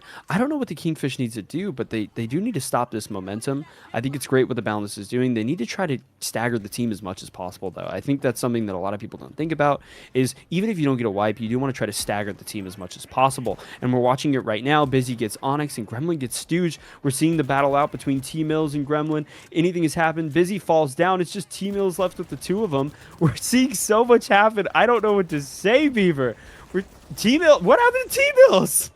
Devastation, destruction, and death. What is that icon? Oh, you know what maybe happened? T-Mills may have been crushed by the platform. I've never seen that icon. I guess you can be crushed by the platform if you are standing under it and it rocks a little bit. That is an immovable object. No. You will be crushed by that platform, and we may have just seen our first platform death of the match. Can we get a platform KD check? Currently 1-0. Let's go. As the Kingfish reclaim control and have tied up the match. They are now in the lead officially by the tiniest little margin here. And look at this. I love what the Kingfish are doing. They're pouncing in unison and trying to get kills here on 2 members of the Boundless. And it maybe did not work out, but the execution was maybe a little bit flawed, but that's okay. I think in the end, the idea and the plan was solid. watching Stooge and Busy get great picks on Gremlin and Uni here. The Boundless are actually incredibly low. Down goes Lamp with a sniper shot from Varian, and another with onto Bubba. Varian is getting insane plays here. Just a few more picks, and the Boundless might lose this platform, Beaver. Oh my goodness, so many bullets. How is Varian still alive? They are slippery. My God, they are slippery. They vanish away into thin air using that vanishing bomb. I mean, it's been back and forth all match right now. We are past the halfway mark as well. 4 minutes remaining on the clock. Currently, Kingfish up by 2 players. Boundless have to respawn right now. And they're getting time on the plat right here. It's still anyone's game. It's still very close to the middle.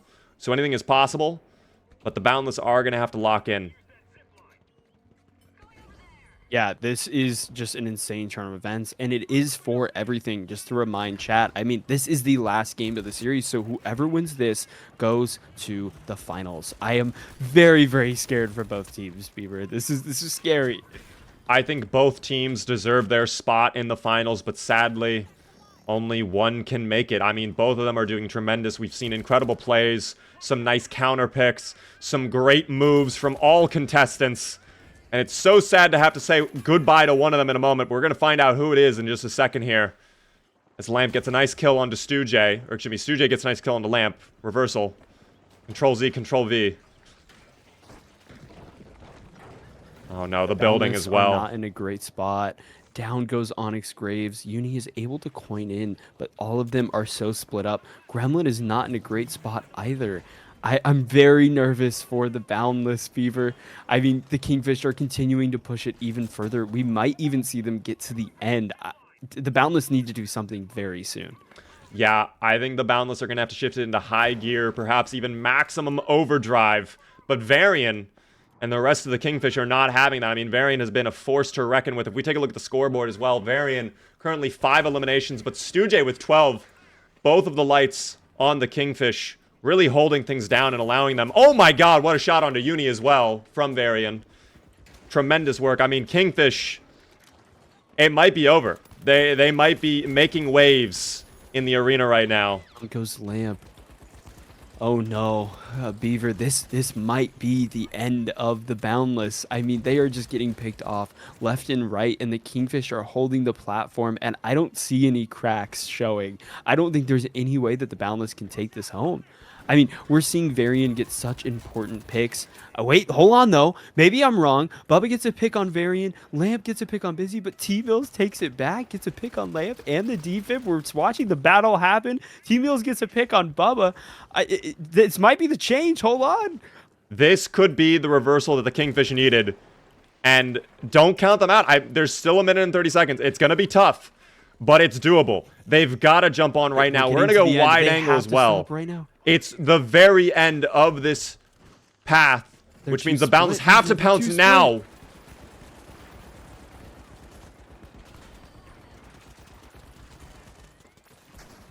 Lamp gets slothy, Bubba gets It's so much chaos. It's so hard to describe what's happening. Everyone's solo. Busy gets a pick on Lamp. Busy kills himself with a rocket launcher. It's just Onyx on the platform. Wait. This is incredible. Wait, it's just Varian. Varian needs to try to get a shot or something here. This is the final minute here for the match, and they have reclaimed the platform. This is still possible. The Boundless are still in it. Don't count them out just yet. Oh my gosh. I think... Okay, this is huge here, but the Boundless are not in a great spot. They have to push the platform incredibly far, and we're watching them try to hold on as the Kingfish get back from their revival. I mean, we might see some picks here.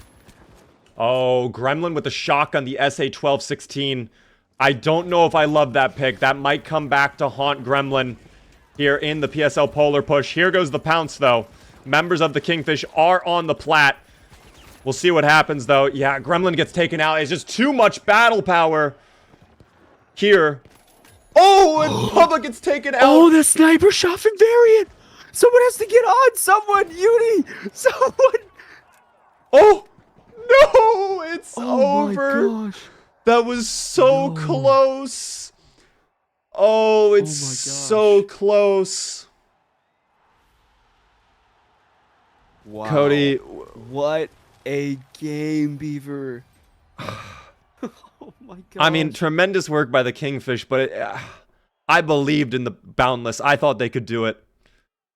I thought they could take it home. I did too. I honestly did. I thought they were playing so well, but right at the end, I think they were too split. Unable to kind of play as a team. I don't know what was happening, but oh man, the Kingfish were just moving as a unit like they do. That is so crazy. I mean, even looking at the scoreboard, it is just wild. I mean, 15 kills from Stooge. It's a maniac. I mean, every single person on the team had so many picks. And I mean, if you're looking at the Boundless side, I think they were struggling to do damage, struggling to get those confirmed kills. I mean, we watched them, go for so many chases and it just didn't capitalize into anything. I think the Kingfish were just playing more together, maybe shooting more as a unit. But man, what a game. It really was anyone's game up until that last second. I mean, the Kingfish were pushing it so far, but the Boundless had it. What was that? That was crazy. It was wild to watch. I'm gonna be honest. I'm still in awe. That back and forth towards the end on the platform, like all of them battling. There's nothing you can even say about that. It's just like you just gotta watch it play out, and whatever happens, quite frankly. I do want to wish the Boundless farewell. Sadly, they were eliminated in this best of 5 tournament. They will not be going to the finals, but they did tremendous. I mean, I want to shout out Onyx, Lamp, Not Bubba, Gremlin, and Uni. Thank you so much for participating in our events. I hope you had fun. And of course, don't feel bad because Embark was kind enough to hook you guys up with a special little gift. You guys are still going to be getting some multi-bucks as a little thank you, as a little present, an early Christmas present perhaps, which is just amazing. So W Embark. Yeah, I am so excited. I'm not gonna lie, I just want to let everyone know in chat, I do have a little bit of ADHD, so I kind of just checked out for a sec. I was thinking about like Powershift. I was just looking at the platform and how it had 1 kill. That was really cool. It's just a great KD. The platform 1 and 0 for an inanimate object. Honestly, really good work. Really good work by the platform. I think we're gonna be getting ready for our next bracket here. We now know who's going to be joining us here in the finals. It is, in fact, the Kingfish. And we're going to see who will win on the Shock and Awes side. We're going to find out who's going to be taking it home over there. We're going to be taking a small 5-minute break to prepare. And when we come back, we'll have that game ready for you. Thank you so much for watching. Also, a little special giveaway when we return. So don't go anywhere. All right? We'll see you guys soon.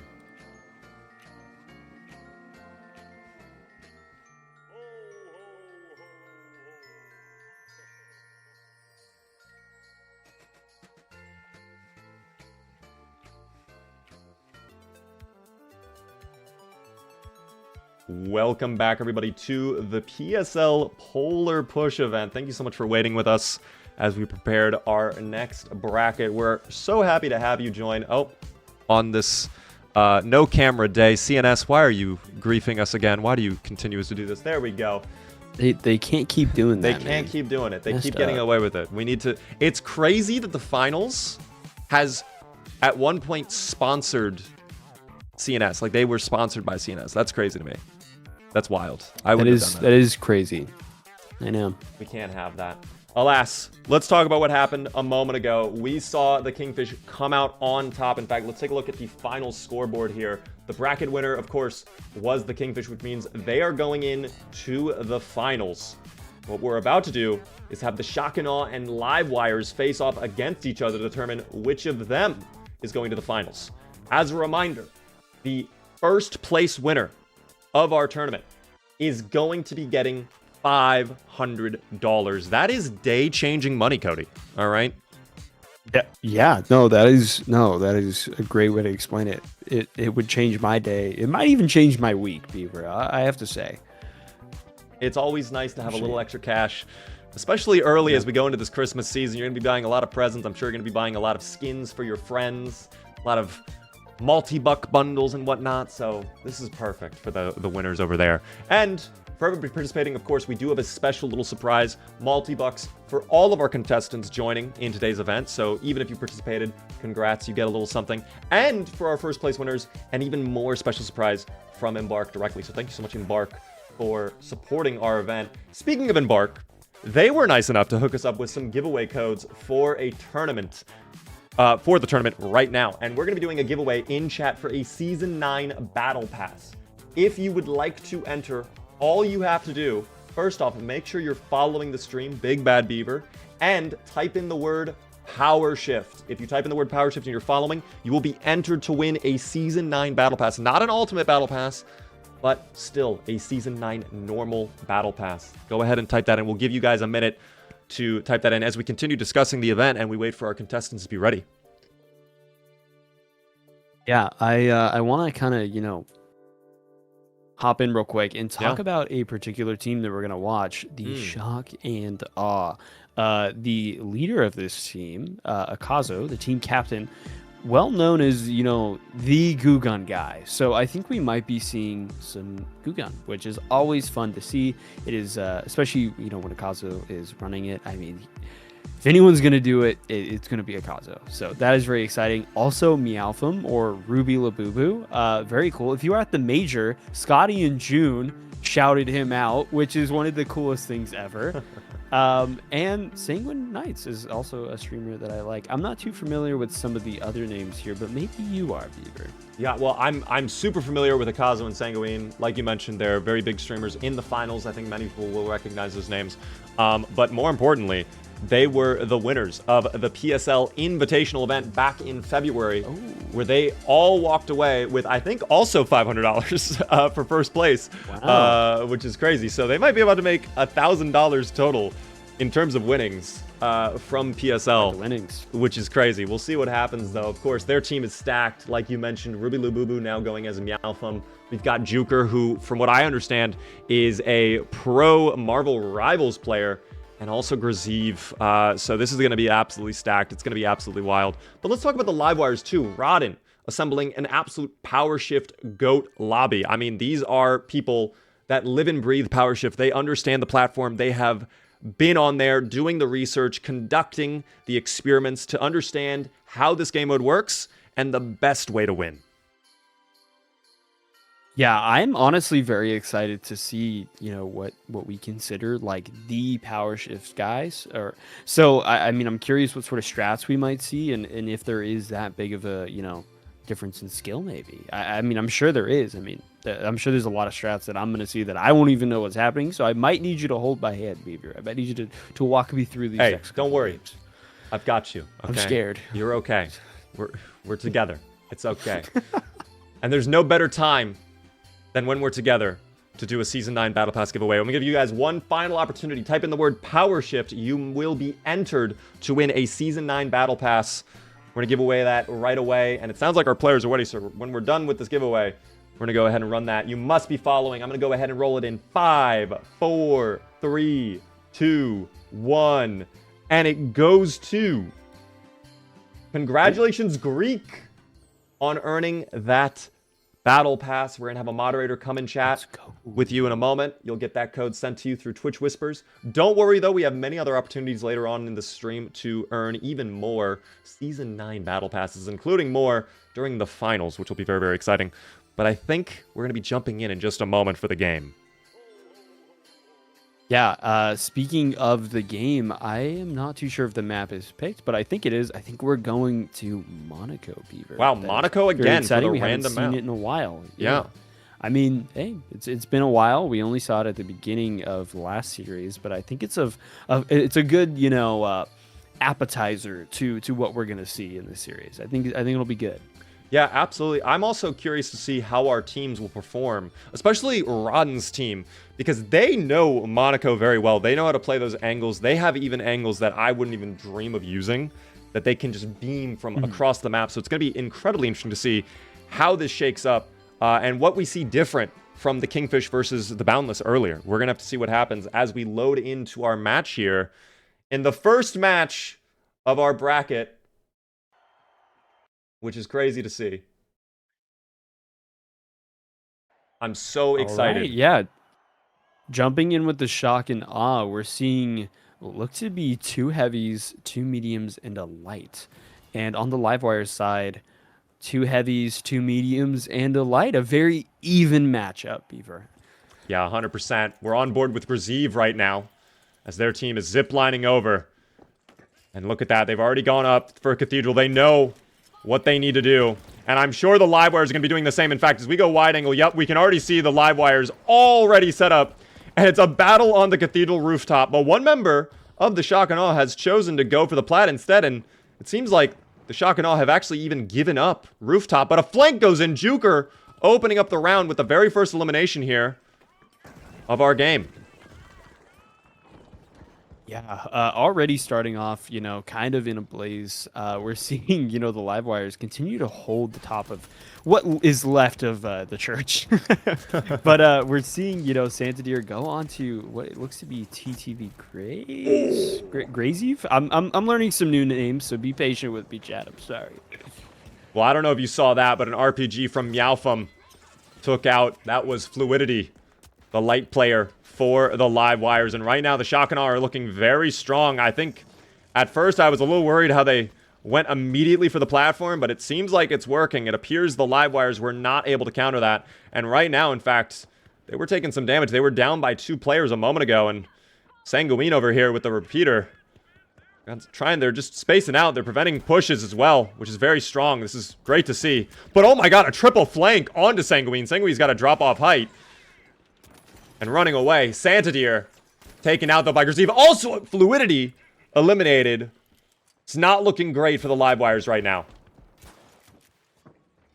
This is a pretty tough spot. I mean, even when they do have height, for some reason, I think the Shock and Awe have this goo fortress on the platform. And they're able to kind of push it forward regardless of what the Livewires are trying to do. I mean, this is Akazo at work here. I mean, you're watching his masterpiece right here. It's pretty great. Oh yeah, if we click back over to Akazo, I mean, Akazo's known for using that goo. The goo gunner himself, and we're seeing it on display right now. Got himself a nice goo fortress, perhaps even a goo temple. They are down by 2 players, though. The Livewires finally have the upper hand in this match, and there is actually a battle going on the platform. Finally, Livewires jumping on the point. Could we see the reversal we need to have? Fluidity gets that kill. Currently 4v5. Santadir, though, taken out. Grazeev secures that elimination. Akazo gets a res as well onto Juker. It's absolutely chaos, and Akazo escapes using that goo gun. What is going on right now?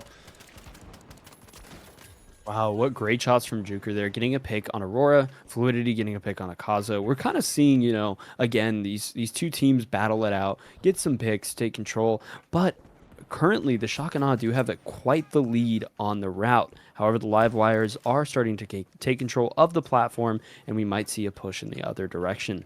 Juker kind of split away from his team. I wouldn't be challenging all of those people right now if I were light, but, to each their own. Akazo able to get a good pick on Rotten there. Akazo just doing so much damage. Meowfum with the sledge kill on Aurora. I'm so happy to see the sledge, Beaver. That is going to be fun. The sledge is always so fun. Right now, though, focusing back up on that platform, Livewires were struggling a little bit. They had a lot of conflict and resistance there, but they are trying to reclaim the platform. It's Juker right now up on this little goo platform, trying to hold him down, looking for angles. Up on the rooftop, lot of battling going on. Juker has to fall off as they take a lot of damage. Lotus with the deagle. Someone just jumps off that building too, screaming in agony. What happened over there? I don't know. But it's pandemonium right now. I mean, a lot is going on. Oh my goodness, 4 members of the Shock and Awe were up on those rooftops there. I thought the Livewires were in danger, but they actually held their own, and actually they're taking advantage of the goo as well. Yeah, this is really interesting to watch, Beaver. I'm seeing a lot of people, constantly trade. We're even seeing the Livewires now having to coin up. The only person that is really even involved in the fight right now is Rotten, as the rest of the team have just coined in. We're hoping maybe they don't get wiped. It looks like Sanguine's trying to look for them, unable to find them, and that is A-okay.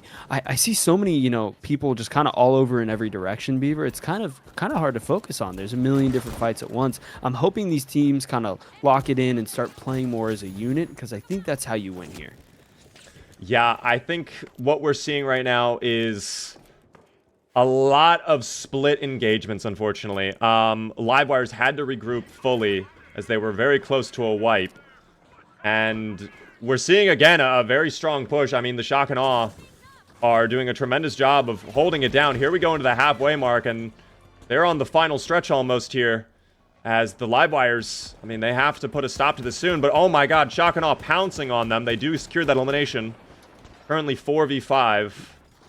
And all of them are together. I need the Livewires to turn around, guys. Turn around. They're Meowthum's pushing the platform. Akazo, they're all there. They were so busy trying to get the pick on someone else. It looks like they're fighting for the box. Or, sorry, not for the box. I'm so used to cash out. But the platform. Lotus gets a pick on Graziv. Akazo gets a pick on Fluidity with the melee. But somehow they are still on the platform. Only 3 up left on the Livewires. Something needs to happen because it is going to the point of no return, Beaver. Yeah, this is not looking great for the Livewires. It could be what happened earlier in our first bracket again. We could be seeing that occur all over again. Livewires are struggling a lot, and the Shock and Awe are just looking so strong here. And it's just going to be so tough. If they're going to make a move, now's the time. They have the players to do it. We're going to do a wide angle here for this final moment of the battle. Yeah, we're watching Sanity try to get height as well as the rest of the Livewires. Something needs to happen soon. It looks like they're all very far away. Aurora goes up for the RPG, hits it on Akazo, going into a 2v1 though, and is able to get a pick. Aurora gets down by Meowthum with the sledge. You're walking into a fight with the sledge, but somehow Sanity is able to take it and take control of the platform. I was scary walking into Meowthum with the sledge, and he just starts swinging. Right on the edge. The Livewires pull it back. I thought they were going to short circuit, but no. Their wires are not crossed. They are electrified. And they might be able to bring this all the way back. There's still a lot of time in the match. 3 minutes. They have some time to play with. A grenade goes in, plus a glitch. They've got to be careful. A lot of damage. Deer is injured there. Deer is actually, by the way, we did not mention this, filling in for Ill Aliens, who sadly was not able to join us for this tournament. Oh my god, Deer, though, taken out. Hunted, in fact. And Meowthum on that plat, holding it down. Lotus, the last alive, able to stay alive long enough for their team to respawn. But honestly, unless they're all together, I don't know if they're going to be able to counter this. Yeah, Beaver, the Shock and Awe might be shocking the Livewires till they're fried, is what I was kind of cooking there while you were talking. I'll probably go back to the drawing board after that one. But jumping back in, we see Rotten gets picked by Sanguine. Someone needs to hop on the platform. It doesn't look like anyone's contesting, and they are able to just take it. The Shock and Awe, uncontested. Oh, that is so unfortunate to witness. I mean, they had a really good push. The Livewires just couldn't handle it. You know, the Shock and Awe really shocked them with how strong they were on holding down that plat. You could say, like Prime said in chat, they are electrified. Oh, they surely are.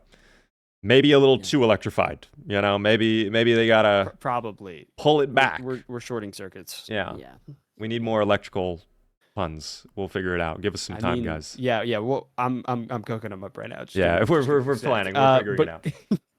Going into the Shock and Awe's leaderboard, though, I mean, Graziv with 10 kills and almost 6k damage. I mean, honestly, this is probably one of the most even sort of, KD, all that sort of stuff we've seen on a team so far. I mean, every single player was doing just so much work, even just behind the scenes. I mean, it is just crazy. Yeah, I think truly the Shock and Awe were looking very strong. This is very similar to what happened in our very first bracket. I think the Livewires are going to go back to the drawing board, and they are going to come up with a new strategy. I think we're going to see a shift in their loadouts for the upcoming match. I don't know if you noticed this, but we saw some wacky picks, much like you mentioned the sledge. I also saw the gravity cube still. Yeah. I think we're going to see some out of left field picks. I think that's what's going to happen. So I really like the word you used there. You said, there might be some shifting, right? Would you say there might be a power shift, Beaver? There might be. There could be. Who knows, quite frankly. There very well could be some power shifted. I had to get that one in. No, I liked it. I honestly, I don't know if you saw, I looked over at the camera, say that, did the little Fantastic Four, say that again, but hey. What'd you say? I like that. Say that again. Say that again. It's like they're shifting some power. It's like, what do you mean by that? Yeah. Oh my gosh, though. I mean, what a Sorry, round. it connected. It was like a circuit. As soon as you did shift, I was like, I know what I have to do now. I, I have to do this. I have to say this. But it looks like we're going into Bernal, Beaver. Like you've said, it is one of your favorite maps, and I think it's starting to become one of my favorites. I mean, that last game that we saw in the previous series was genuinely electric. No pun intended. Yeah, so I'm hoping to see, maybe the Livewires will kind of change some stuff up, and we'll kind of see some adapting. The first game is there to learn and adapt. That's why it's a best of 5. We have time. We have time to cook. It's okay. We don't have to go all out in the beginning. That's a perfect way to describe it. Honestly, it really is a calibration round for Rodden's team. They're figuring out, okay, this is how they're going to play. This is what we need to expect. Here's how we can work better in this round. And I think them picking Bernal is a perfect opportunity for them because I think they struggled with the height. I think they were getting beamed a lot from those rooftops. And here in Bernal, not a lot of rooftops. We'll see what happens. Yeah, no, definitely. I want to see a lot of Pyro, I think, and a lot of C4. That's a great counter. I think even the KS-23 would be really good. There's a lot of buffs this season to help deal with Goo. Goo itself has been nerfed a bit. So C4 is honestly a really, really great counter. It can blow up the entire platform with one C4. It's great. Like, just throw it there. Good point indeed. Right away at the start of the match, Shock and Awe jump on the platform. Again, they made it work last time, so maybe an early push is just what the doctor ordered for the Shock and Awe. Lockbolt deployed, though. I don't know if you heard that. Graziv with some shots with the FAMAS as well. And nearly an elimination onto a member of the Livewires. There goes the opening. That's Sanguine getting a kill onto Aurora. And things are falling apart yet again for the Rodden team. Yeah, this is already looking to be a little bit of a push of momentum here from the Shock and Awe. The Livewires are kind of struggling to stay alive here, fluidly running away. Thankfully, the coin is not too far away, and everyone is back up for another push. I don't know if we're seeing too many differences here from the Livewires. It looks like they're running relatively the same loadout. Perhaps they just felt unconfident with that map. Maybe that is what was going on. It's possible. And look at this. Lotus actually has spotted a flank coming in. Yeah, look at that. Using the ping system to try and identify that player. And they do catch out. I believe that's Juker from far away. But here we go. The Livewires, if we go wide angle here, I mean, they're about to have that platform run right into their face if they're not careful. Yep, and also right in their face is a sledge heavy by Meowth. That is not something you want to see running at you. Gets a kill with the charge and slam on Lotus. Akaza gets a pick on Sanadir. Woody able to kind of take some space back, getting the kill on Graziv. But I will say, Beaver, Sanguine Knights on the repeater, that's pretty scary. I've watched that guy play, and don't miss. That's all I'll say. I don't know if you're noticing this. Juker with the LH1 as well. Hitting some nice shots. Unfortunately, they were taken out. Quite the pick. But wow, I mean, crazy plays right there. This is already not looking great, though, for the Livewires. I mean, things are going to fall apart. They might be low power with how things are going right now because the Shock and Awe are more than halfway done with their side of the path here. Yeah, I'm hoping the Livewires are maybe able to wake up once, they get the shock from the Shock and Awe. Maybe go into a high voltage push. But I'm going to keep cooking on the puns. I'm currently Googling them right now. Give me a second. Oh, there goes Fluidity, though. With the flank, Akazo taken out. The heavy is down. Currently, Meowth adds another heavy still alive. Oh, camping the angle. That's so tragic. Crazy. Oh, man, Meowth with the sledge. Juker gets Aurora. I mean, the Shock and Awe are genuinely, I think, I don't know, Beaver. This might be over. This team is looking really, really good, and I'm scared to see them going to the finals. I mean, I don't know what it's going to take to get this team to lose. I don't know if there never is a way. Say never. We saw the Boundless make some incredible comebacks in the last bracket too, and I'm sure the Livewires can do the same. Sanguine, though, with the repeater is absolutely deadly, and the Livewires do have to be careful. Somehow the building next to Sanguine falls apart too, which is interesting.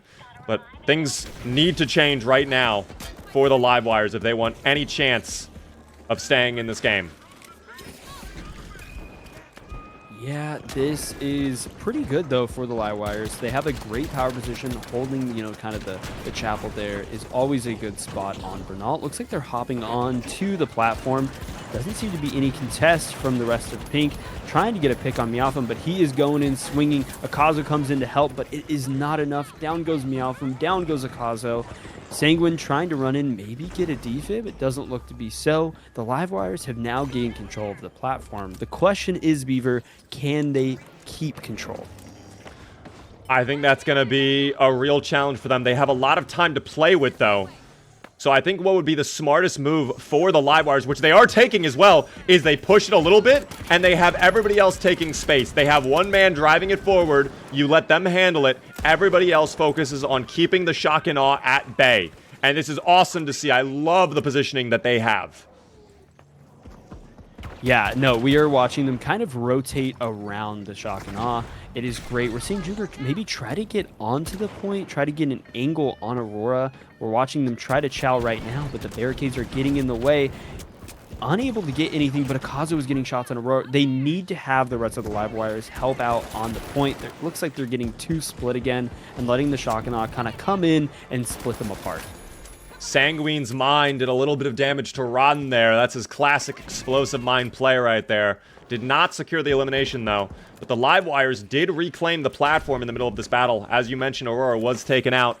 That gave them an opening to get on that plat. But right now, Meowthum getting the res. The Livewires coming back to the platform. Shock and awe driven off. Graziv wants none of that, though. Graziv is not taking that personally. And some shots are going out with the repeater. This is such a long-range battle. So many players, with the exception of Meowthum, choosing for these long-range weapons. The repeater, the deagles. It's crazy to see. Yeah, that is the Meowthum special, Beaver. I mean, he always loves bringing a sledge to a gunfight. That is just the Meowthum special, and I always love to see it. But we are watching Livewires continue to push towards the center of the map again. It seems to be the shock and awe are kind of struggling to get back up. They're getting picked over and over again and continually being staggered. So they might need to just reset here, and I think they have the means to take control back. Oh, yeah, I don't know if Sanity or noticed, but there is a member of the shock and awe behind. They know now. Juker gets that elimination. Akazo also gets an elimination onto Fluidity. Rodden is trying to hold back. I believe that is Juker. No idea where Juker went, though. It's pandemonium right now as the shock and awe are able to reclaim the platform. 3 minutes and 30 seconds left in our match right now. Still plenty of time for the Livewires to make things happen. But the clock is running out.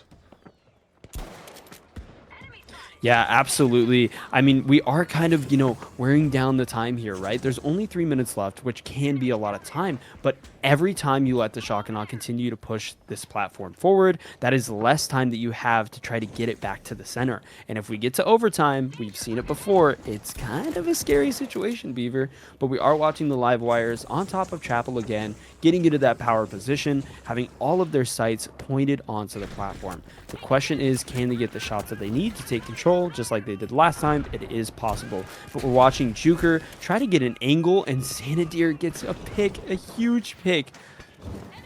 Beaver, I don't know if this is enough, but it might be. We'll have to see. I mean, the APS is down. Look at the platform right now. What is going on over there? Akazo. A temple, like someone said. Yeah, you said it's a temple. Akazo has put in work on this platform. I mean, one flamethrower, though, could be the difference maker, perhaps. A lot of damage going out. We're starting to see dominoes fall. It's crazy. Down goes Aurora. It's just Fluidity trying to stay alive. Don't get wiped.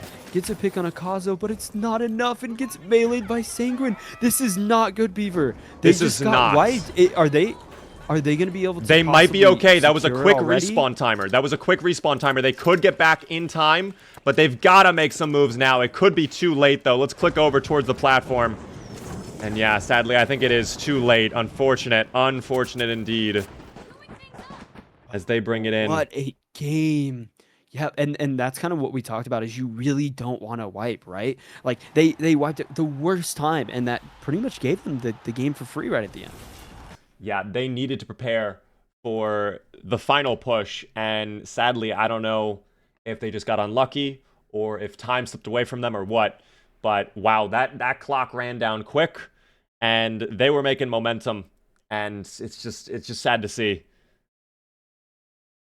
Yeah, I mean, hopping into the scoreboard here, we have Meowthum with a whopping 8 limbs and almost 6k damage. And honestly, again, like the previous match, this team is just looking very consistent. Every single player is kind of just giving the performance that is needed to just take this home easy peasy, right? I mean, we do see, people on the Livewires like Fluidity with 9 elims doing almost 6k damage as well, but the rest of the team is not pushing forward that same performance, and that's kind of what we need when you have a team like the Shock and Awe that is just so consistent, so just good. Every single player, I mean, you really got to have every single person on your team also putting up the same performance. Yeah, absolutely. I mean, it's so interesting. What do you think that the Livewires could do going into match point here? What do you think they can do differently to try and bring this back? Yeah, good point there, right? It is match point. For anyone that isn't aware, it is a best of 5, and we currently see the Shock and Awe at 2 points, which means they only need one more win and they go on to the finals. If I'm the Livewires, I want to kind of take a inspiration from my name, right? The Livewires. I think currently we're a little dead. I think we need to come alive, but most importantly, I've seen some great plays from you guys. You guys are playing together. You're, kind of making good plays, but you need to be consistent and you need to keep playing together, right? Shoot at the same person, call out who you're shooting at, move as a unit. That is what allows you to win these games, because it is a team game at the end of the day. You can get as many picks as you want. You can have 15, 20 limbs, but if you're not playing with your team, if you're not focusing on the platform, it doesn't mean too much. I mean, that is my guidance. I feel like they had some good plays. I feel like it's just simply Shock and Awe's team is incredible. Sanguine. Yeah, they are just really good. With the long range. I mean, they're not. If we look back at the scoreboard, I mean, they're not getting a ton of eliminations. Like, we're not seeing what happened in that first bracket, but the damage that's coming out is just enough to prevent the Livewires from making any real push or any real momentum on their takes on the platform, which is just, it's sad to see. We might see a reversal though. Okay. Like you mentioned, I think there's still time and we could see a reverse sweep. I think they have it in them because I've seen them in scrims. I've seen them practicing. They know what they're doing. All right. I don't know if it's maybe just nerves. I don't know if it's just things are going unfortunate for them. Sometimes there is an element of RNG to this. Let's be honest. Sometimes it's just other people's headshots are a little bit better than yours, but we're going to have to see what happens. I think we're getting ready for the next match. I have an idea. I think we are as well. And it looks like we're going into Seoul, which is going to be an interesting map to go up against Sanguine. I mean, you're giving Sanguine a lot of space to cook, but I think it's possible. There's a lot of opportunities. I will say, though, looking back at the scoreboard, maybe there needs to be some role swaps, Beaver. I think the heavies are maybe struggling to battle it out against, some insane legends like Akazo and Meowthum. Those are some very, very good heavies. So maybe switching off, maybe changing those guys over to medium or even light to help deal more damage and get those picks easier, have more utility. Because I just don't think you're going to win against Meowthum or Akazo in a 1v1, no matter how good you are. I mean, those guys are just, they're kind of crazy. That's a fair point, and maybe that's why they picked Seoul. Maybe they want to make those role changes. They want to have the best possible chance to do so with a wide open map like Seoul, where you have so much open air. Yeah. We're going to see a lot of snipers potentially. We're going to see a lot of LH1s. Of course, Juker already holding the LH1, which is crazy to see. 2 heavies. It looks like the same exact build on the Shock and Awe. Yeah, nothing changing over there, and I'm not too sure my brain isn't firing correctly. Is there any changes on the Livewire side? I can't remember if they had 2 lights. I think we have more lights. I think you are correct. I think we have a second light now. Yeah, something's multiplied. I'm not too sure. We'll see what happens, though, as we jump in. This could be our very final match of our second bracket of the PSL Polar Push. Graziv immediately going up to height. This is what we love to see. And look at that. The Livewires also making their way up to the rooftop. As we imagine, as you expect, this billboard becomes the center of our fight. Yeah, we are seeing a lot of battles going out across across the entirety of the server area, but like Beaver said, the most important spot is this billboard section. We see Sanguine get a pick on Fluidity, but Santadir is able to kind of get that trade back. Graziv get a pick on Aurora. There's so many, you know, fights going on, and it looks like Shock and Awe are kind of coming out on top with Lotus and Rotten, the only people left. Down goes Rotten. Just Lotus is left. In the middle of the fight, we might see a wipe here. They got to get out, and I don't know if it's enough, but down goes Lotus, and we see another team wipe on Livewires with Artie Control on the platform. Beaver, I don't know. It's not looking too good. I mean, that was a very early wipe for the Livewires, but that's okay. That's okay. This gives them time to regroup. The match has just begun. They can cook. I believe in them. That is fair. It is early, and anything can happen in the finals. So I will keep my hopes up because I'm hoping the Livewires, like I said, can come alive. Oh my god, what a red barrel though. Juker taking a lot of damage though as well. The platform still in control of the Shock and Awe. Lotus throws a red barrel at the crane as well, trying to get rid of that. Fluidity also with the V9S looking for an elimination. Got a player very, very low. They're chasing after him too. That was Sanguine with the mines. Unfortunately, the mine did not detonate. So Sanguine is eliminated. Currently 4v3 right now. And Aurora getting the res. This could go back up to a 4v4.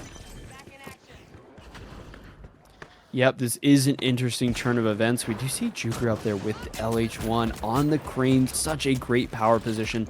Aurora and Santadir in the middle of the roof. Not the best spot, you know. You're kind of drawing all the attention to you. Santadir trying to get maybe a flank. Unable to get too much to happen. Meowfum comes in, tries to get the slam. Down goes Graziv. Sanguine gets a pick on Aurora and a pick on Santadir. Someone needs to take Sanguine down. I mean, he's just setting up and just is crazy. He's doing an incredible job of getting those eliminations. Juker, though, taken out by Fluidity. The crane as well. I don't know if you know. Oh, the mine! They set up a mine right on that vent. No. Sanguine is an absolute menace. There's no way that gets Fluidity taken out. That is so sad to see.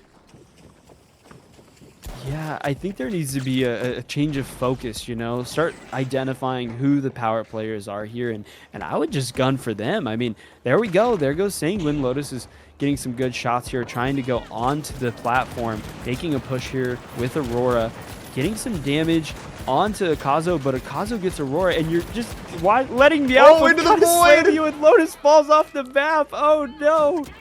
I mean, it was certain death for Lotus either way. Maybe a trip down into the streets of Seoul is a better way to go than a hammer to the head. But either way, this is not looking good for the Livewires. I mean, they've got to make a change right now because time is running away, and their chance at $500 is about to slip away from their palms. Pyro grenade deployed, but the smoke grenade goes out, blocking and preventing that pyro grenade from destroying the goo. Fluidity brought down to about 10 HP. This is scary to see. Age Infuser brings him back up. Oh, the platform comes to life. Look at all the goo on fire. Oh, no. And this building as well. What is going on? So watching the Livewires push on. Meowfum trying to get a pick. Down goes Meowfum. Juker gets 2 picks. Lotus gets an RPG onto Akazo, and they're able to get control of the platform. But can Graziv get the pick? They're incredibly low. Tries to place the pad, but they're able to get a defib. They're got a full health. I would back out. Yep, good call. Hey, this is what we were talking about earlier, though. The switch. This is what we were talking about earlier. Don't count them out just yet. I know what they're capable of. Rodden, in the practice sessions I have seen, has performed exemplary. Look at that pyro grenade, too, denying that advantage. Sanguine still gets that kill. Lotus, though, with the reversal onto Juker. Graziv goes down. This is what I'm talking about. This is Powershift right here. This is going pretty well. Uh-oh! The Void claims another. Down goes Meowfum. I think somehow Akazo, I guess, killed him. I guess that's what the game thought. I don't know. I didn't see I'm that. not sure what that icon is, actually. Void. Yeah, it's fine. The Void claims another. It consumes all, Beaver. Oh, it's a hungry little Void. As we go into the wide angle shot by the platform, we are at the halfway mark, and it's looking pretty favorable for the shock and awe right now. A lot of explosions, though, and this apartment is being ripped apart by all the damage. A big battle breaks out, though, and the Livewires do claim control again. Lotus size of fire. This is crazy to see. For a res, getting a lot of good picks.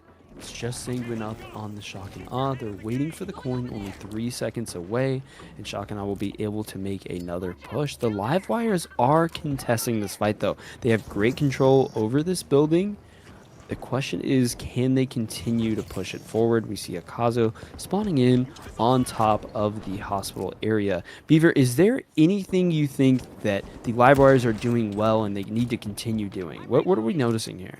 I mean, one thing I'm personally noticing is this part is going to be very dangerous for the Livewires to push through. And as you see, they just lost that, unfortunately. Santadir also in a little bit of danger there as one member of the shock and awe came hunting. They lost that position because the platform goes so low down by that hospital building that the shock and awe just had such an incredible advantage in terms of height. They had to be driven off, unfortunately. That's going to be a challenging part of the map for them to get through. But if they are able to push through that part, I think it's smooth sailing the rest of the way. We're going to have to see what happens, though. Yep, we're watching Juker kind of make a great gateway. We're seeing Akazo and Meowthum kind of, you know, the engines of the shock and awe consistently just stay on the platform to keep it moving. Some great plays. We're seeing Graziv kind of come up behind them, getting some great angles on Aurora and others trying to defend against it, and it looks like they dropped to fight Graziv, but Lotus, you're low. I don't know if this is a good choice. Graziv gets to pick on Lotus, and down goes one for the Livewires. Meowthum goes down 2. Sanguine is low. I think we're seeing a battle take out again, and I don't know who's going to come on top, Beaver. Oh, it's crazy out here. Unfortunately, that was Fluidity taken out by Akazo. Thankfully, the Livewires capture that point. It is so close. The Livewires are one death away from potential destruction and their loss. They hold it on, though. Rodden getting that kill right when it was needed the most. And the res. What a shot. Oh, Meowthum's coming in, though, with the sledge. He gets to pick on Aurora. Oh, my gosh. Oh, it's back came in and wiped the whole team on the point. 3 HP. What is this? 3 HP, Cody. How did no one kill him? I don't know. How did no one kill him? This could be game over, though. I mean, we're down to the last moment. How many times the Livewires been here on this round in particular? Like 3 or 4 times. They have been able to bring it back. Will they do it one more time? Meowthum and Akazo are set up with all the goo on the point.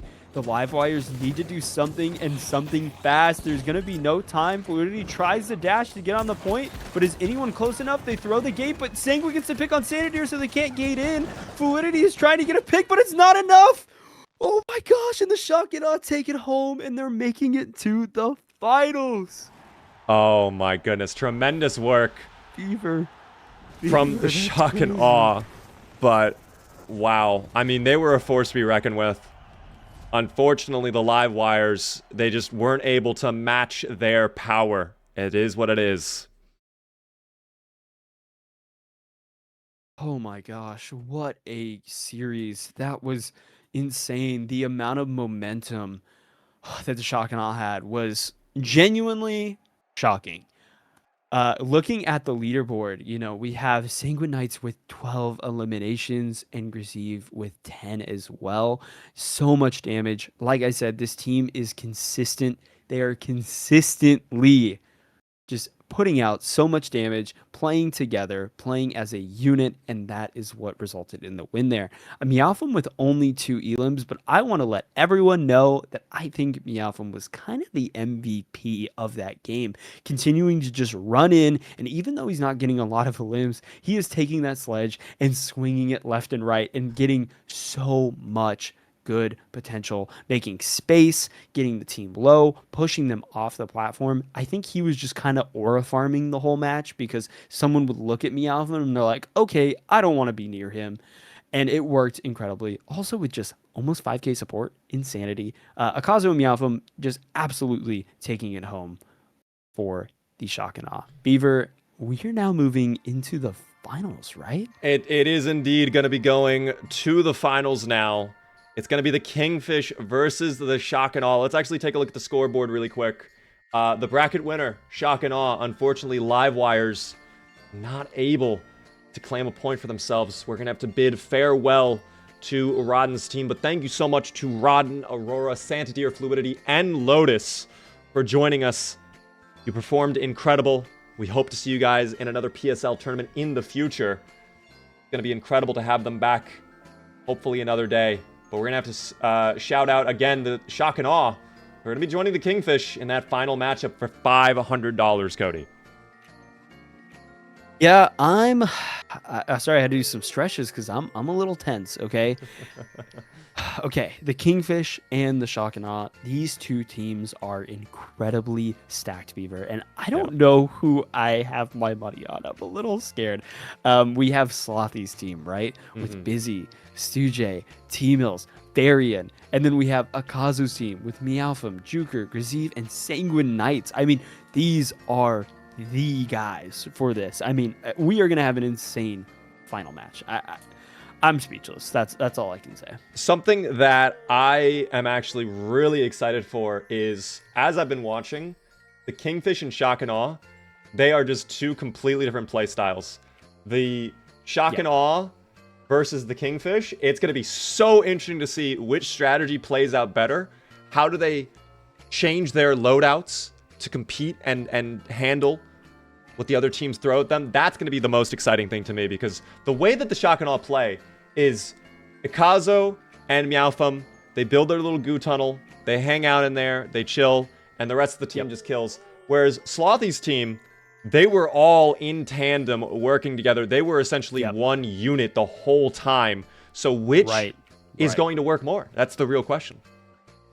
Yeah, no, I think you bring up a great point, and it's something that I have been personally really pushing, right? Is that if you are playing as a unit, if you're, kind of target focusing, doing everything together as a team, that is what prevails most of the time, right? But now that we're dealing with, these sort of titans on each side, it's possible that we might see a shift in strategy, right? I mean, that team is going to play together. The Kingfish are very, very coordinated. But, I mean, when you have Akazo and Meowfum causing so much chaos on the objective, is that going to throw off the balance of the Kingfish? I think it's very possible, especially when you add Sanguine Knights and Juker and Graziv all in there doing a ton of damage at once. It's interesting. Absolutely. We're going to have to find out all of that in just a little bit. Before we go on break to prepare for our final match, I do want to say we have another giveaway for you guys in the chat. We're going to be giving away yet another Season 9 Battle Pass. We're going to need 5 minutes to the admin in chat. We're going to do this giveaway, and then we're going to get all of the graphics prepared for our final roundup, and we will jump back in. But for anybody interested in joining the giveaway, all you have to do is type in the word Powershift in chat. Make sure you're following the stream. You will be entered to win a Season 9 Battle Pass. Thank you so much to Embark for sending over those codes as well. That was so kind of you. All right. That's very, very kind. We'll get that giveaway sent out in just a moment. I mean, we've spoken all about it. It's so sad to say goodbye to the Boundless and the Livewires, though. I think that's the most unfortunate thing to me, because both of those teams played very well still, especially the Boundless, too. It was so close at the end there. They could have came out on top, but, man, the Kingfish, man, they snatched it up. Yeah, it was unfortunate to see some of these teams go. I wish we could have saw the Boundless go a little further, I mean, like, they just played so well, and there's so many great people on that team. I mean, just to, bring it back, right? Onyx Graves, Lamp, Bubba, Uni, Gremlin, all such great people and players. And I'm so sorry to see them go, but they had to make way for my goat Slothy. I'm sorry to say. I have to pave the way. I'm sorry. I love Slothy. That guy is so nice. Slothy is great. All of these players are great. We shout out to everybody participating. Thank you so much for joining us.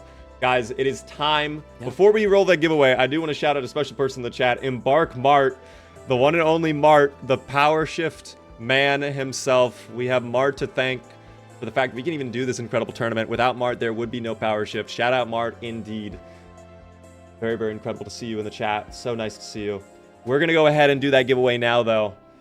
Hopefully, one of you lucky individuals will get a Season 9 Battle Pass. We're going to roll that right now. 5, 4, 3, 2, 1. Congrats to Big Chungus on winning that giveaway. you will be sent a Season 9 Battle Pass in just a little bit. Check your Twitch whispers. And we will be right back, everybody else, with more Powershift, the finals of our tournament. See you all soon, guys.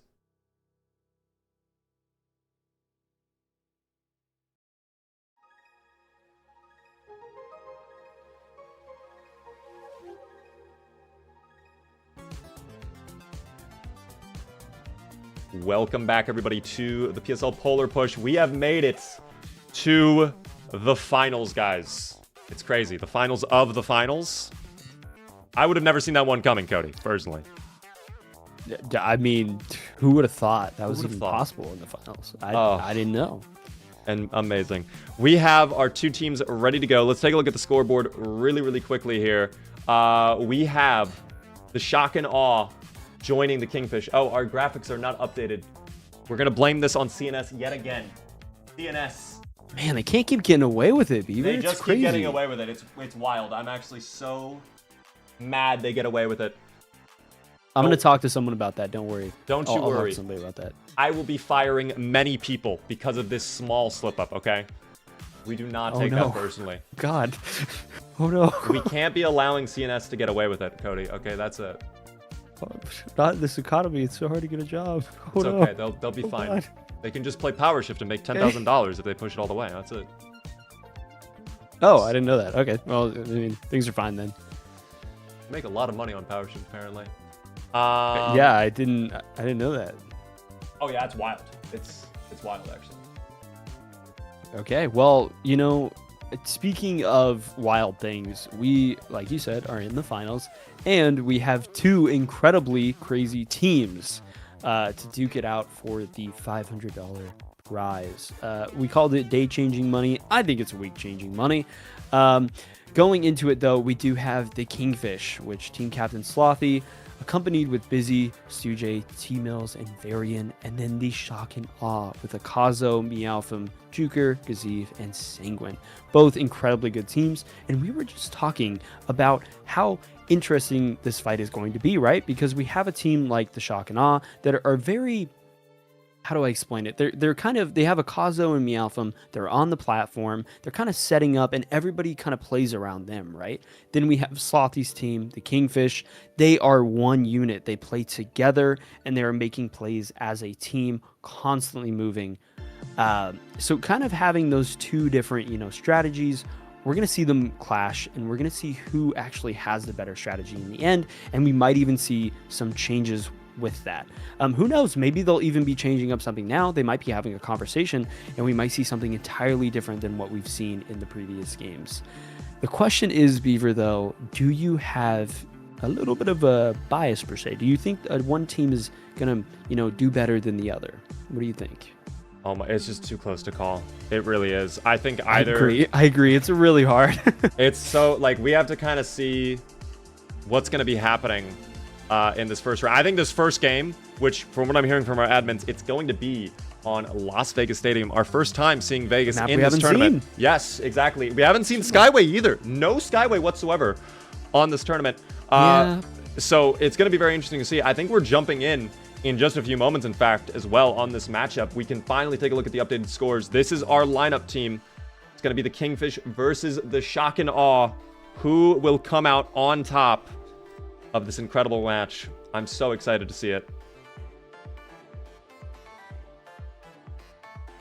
All right, man, I am so excited. I'm curious to see if Meowthum's going to stay on the sledge. I think they will.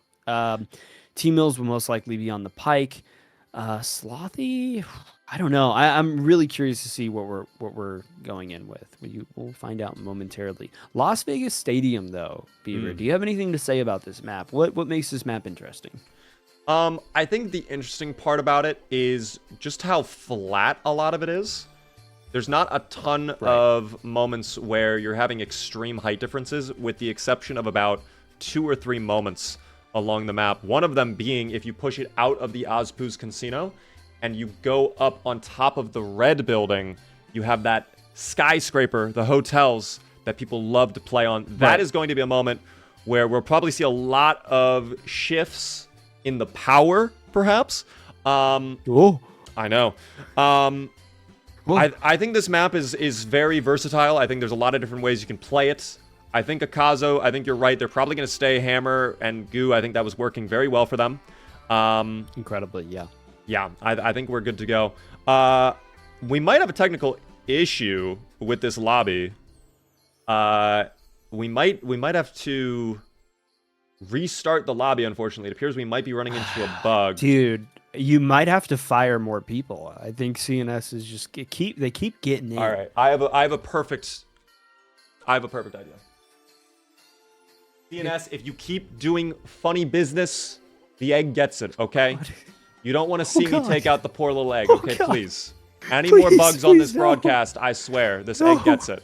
Moola's next. Moola's back please. there. All right? Oh God. Don't make me do this, okay? Are we allowed to make threats on stream like this? I'm doing it anyways.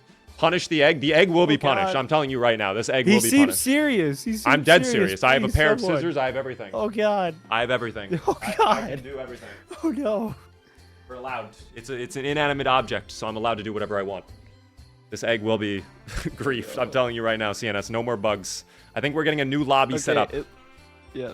New lobby. Oh God, I hope the egg doesn't get it. I'm so scared. Oh God. We'll see what happens. I mean, I hope the egg gets to live for CNS, you know.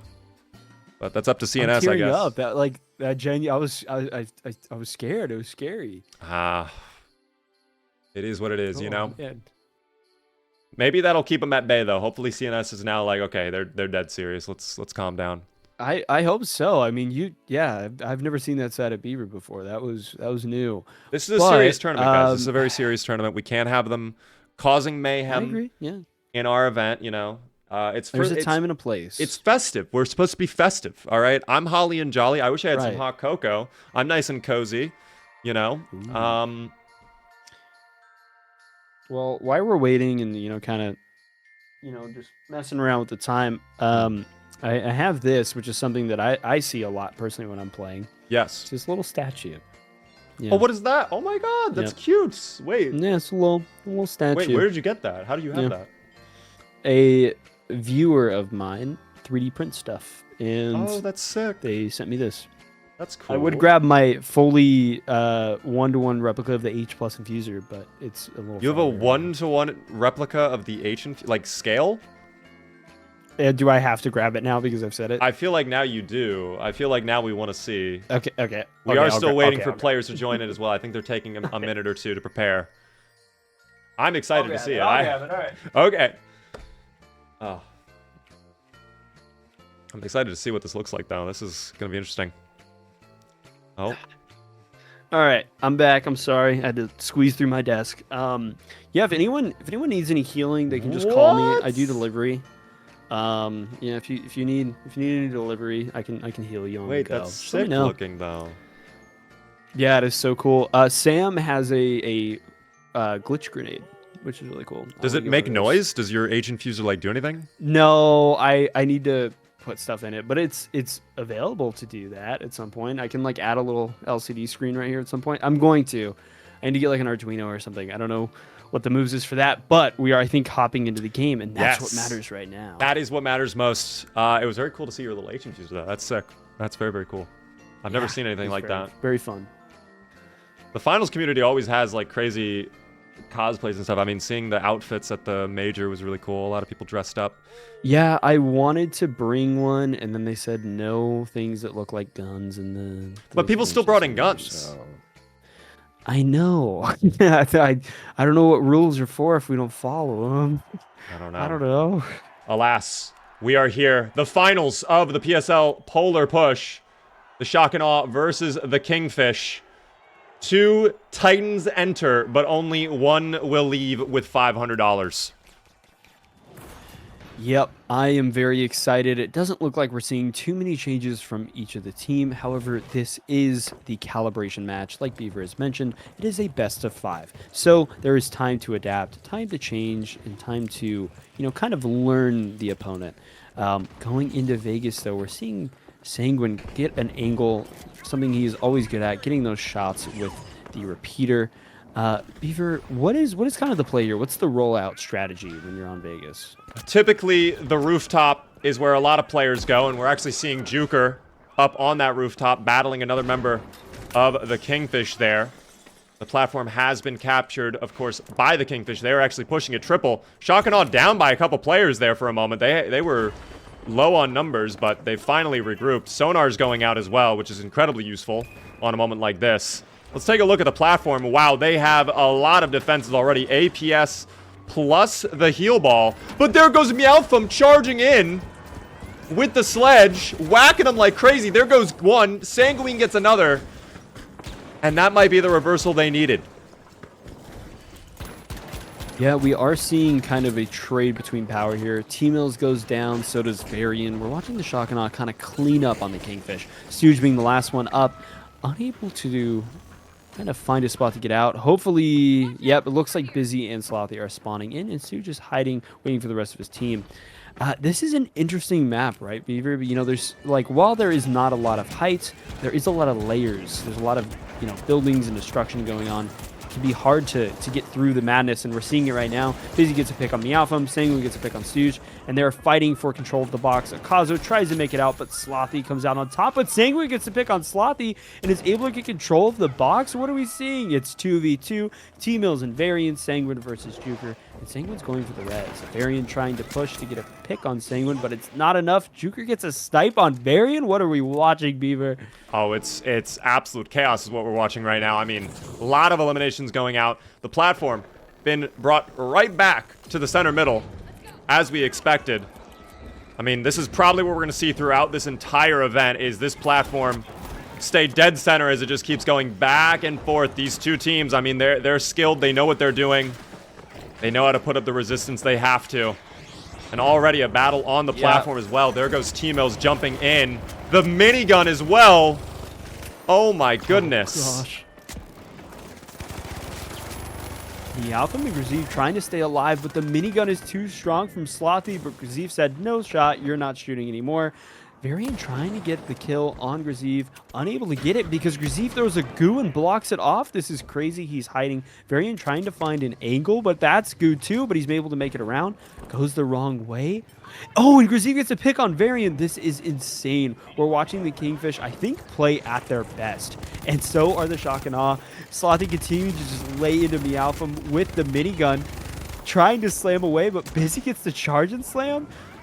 Beaver, I am struggling to keep up. There's so much going on. What a res as well that the Kingfish claim. It's just one player left on the Shock and Awe right now. That's Sanguine, who is up on the rooftop, staying alive long enough to get that respawn in.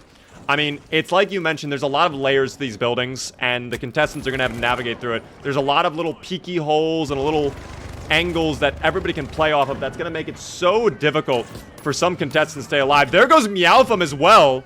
Back on the plat, Busy gets taken out. The hammer is strong, and Meowthum claims control again. Yeah, Meowthum with the sledge is something to keep an eye on. I mean, we're seeing Varian try to get onto the site, but Meowthum's just spamming the right click, and it's working great. But Stooge shuts down Meowthum. We've seen Stooge actually, I think, switch to medium. They have only one light right now. Varian is the only light on the Kingfish. They originally had two, but I think Stooge is going medium.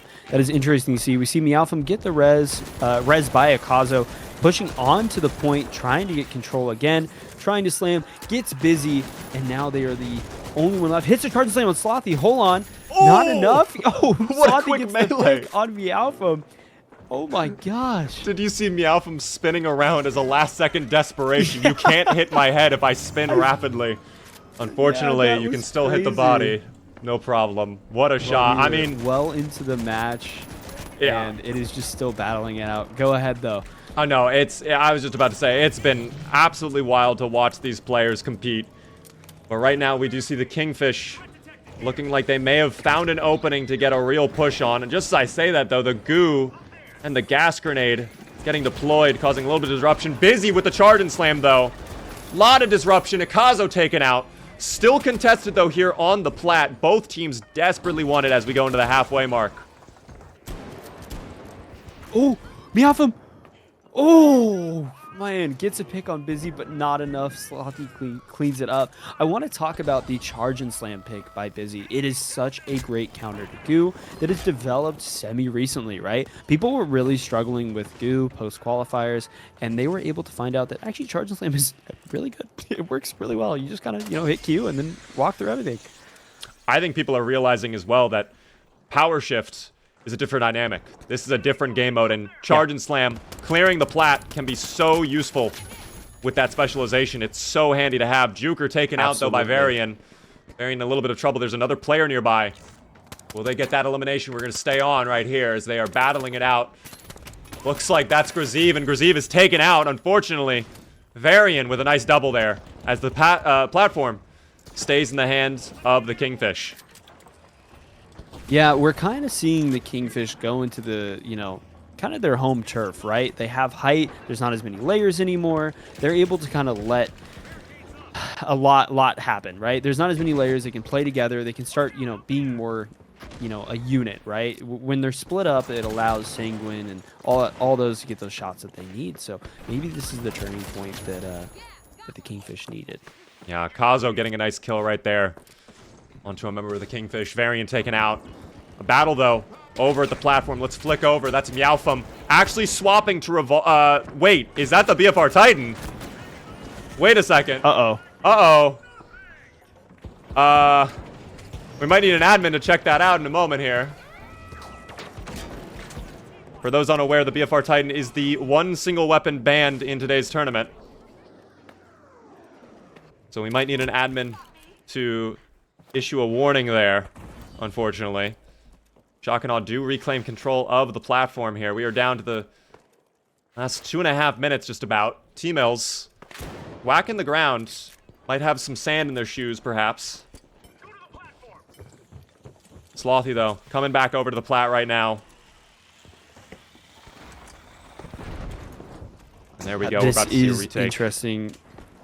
Yep, I think we're seeing the retake here, pushing back the distance that Kingfish has gotten. Down goes Akazo by Slothy with the Shack. Such a great pick for those easy pickings. Varian gets Graziv. Meowfum dies to fire. I think he's going to change his weapon.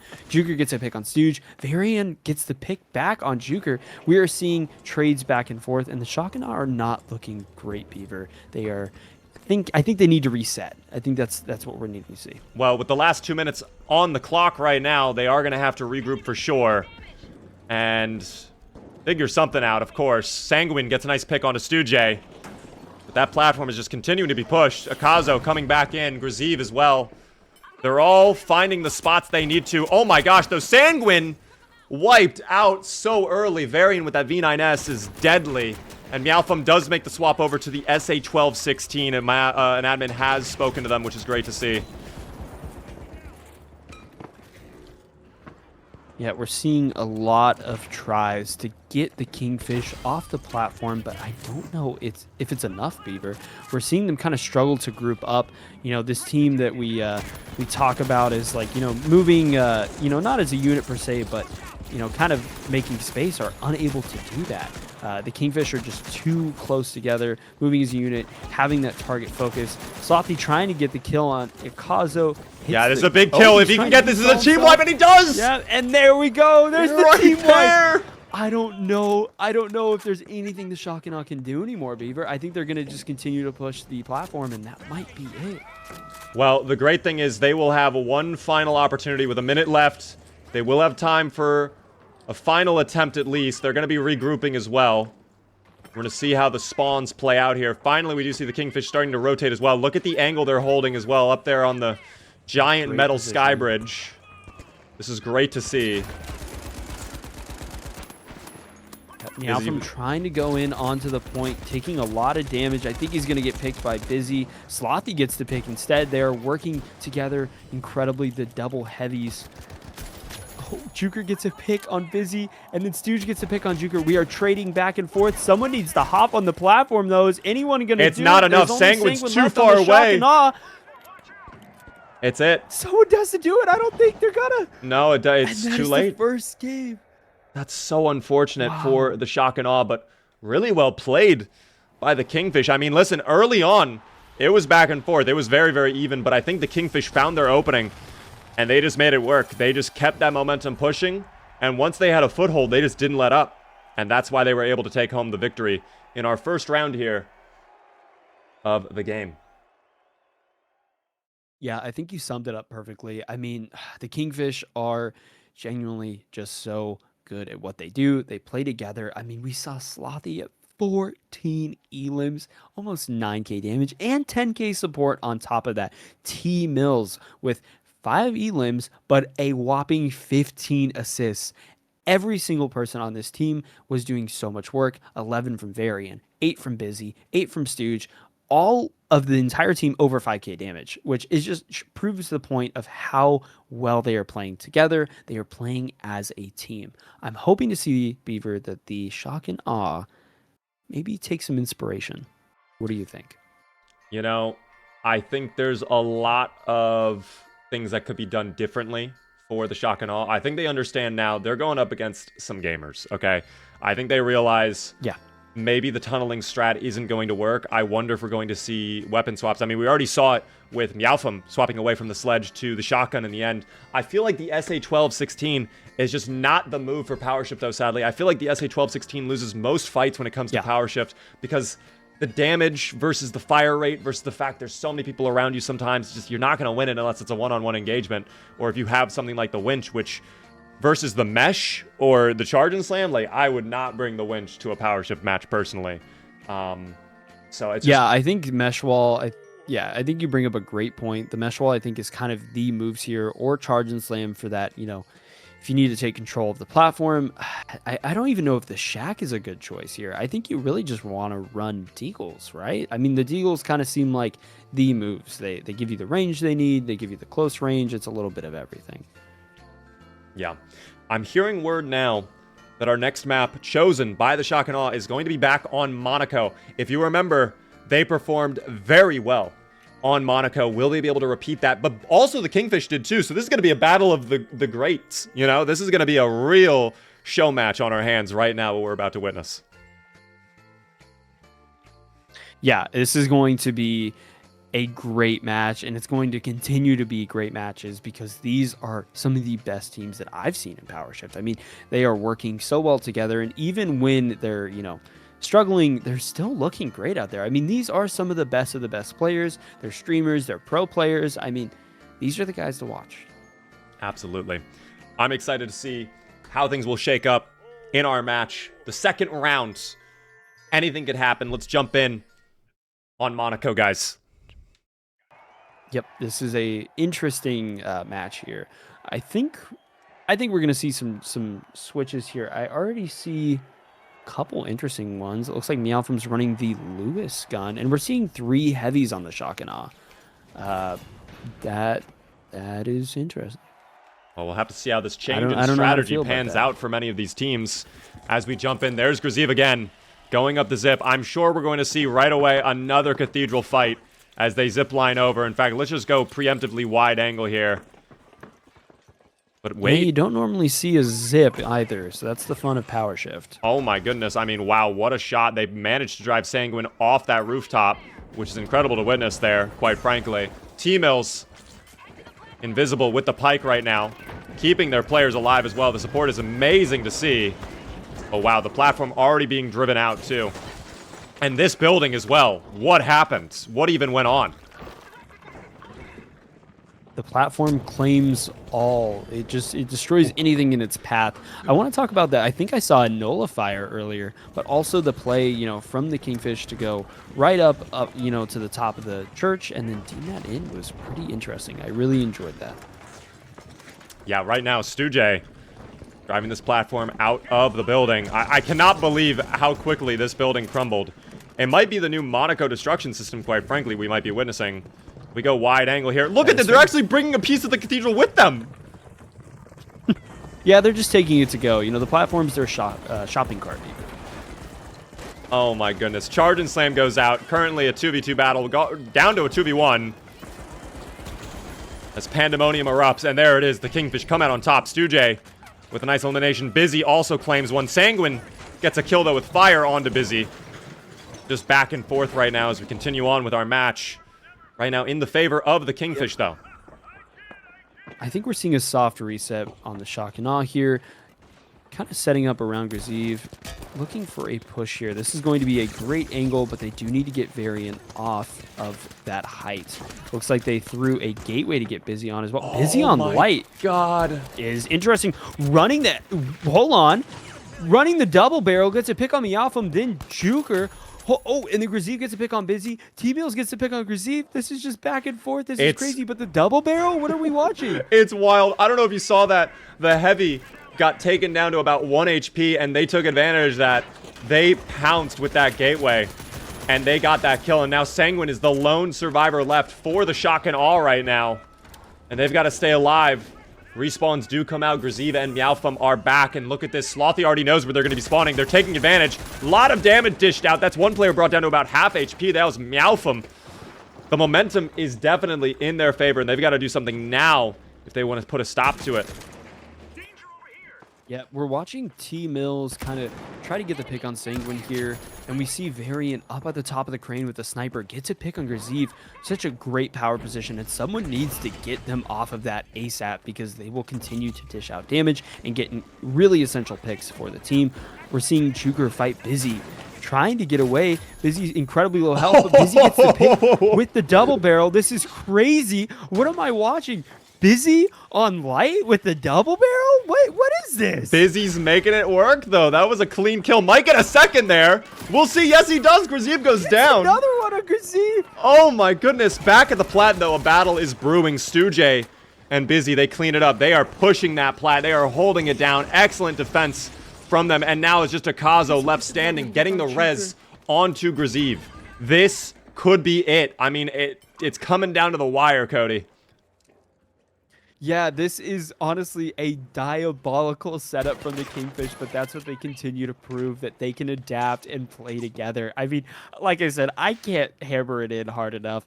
Busy on Light with a double barrel? What is this?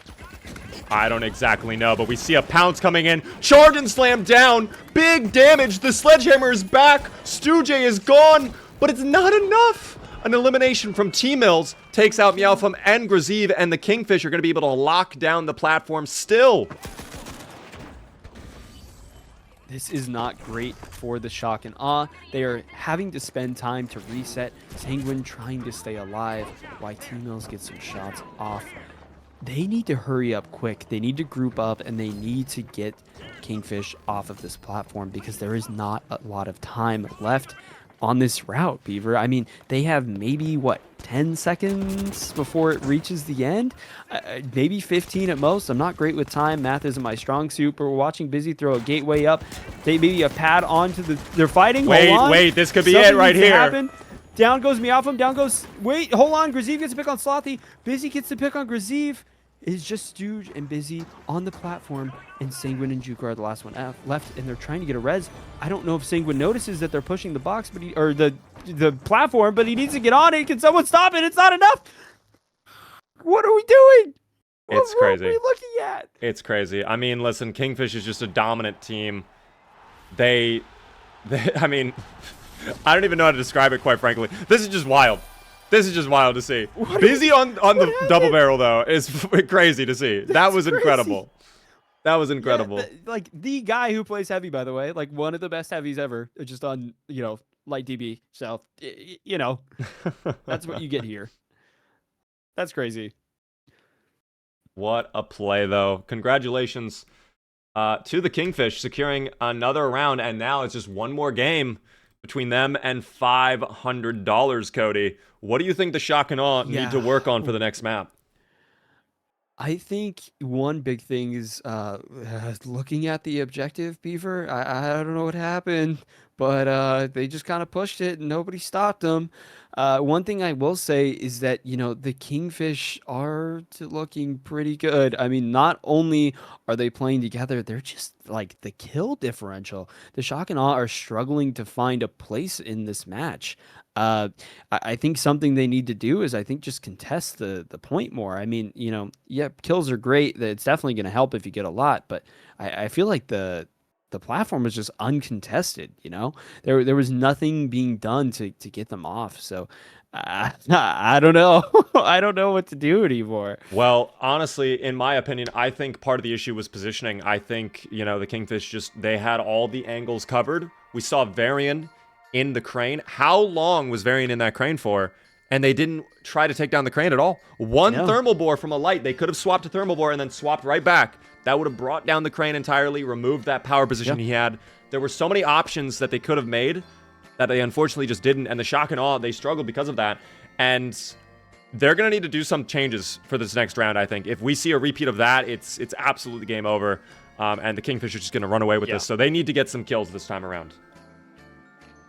Yeah, I kills are definitely important. Damage is important.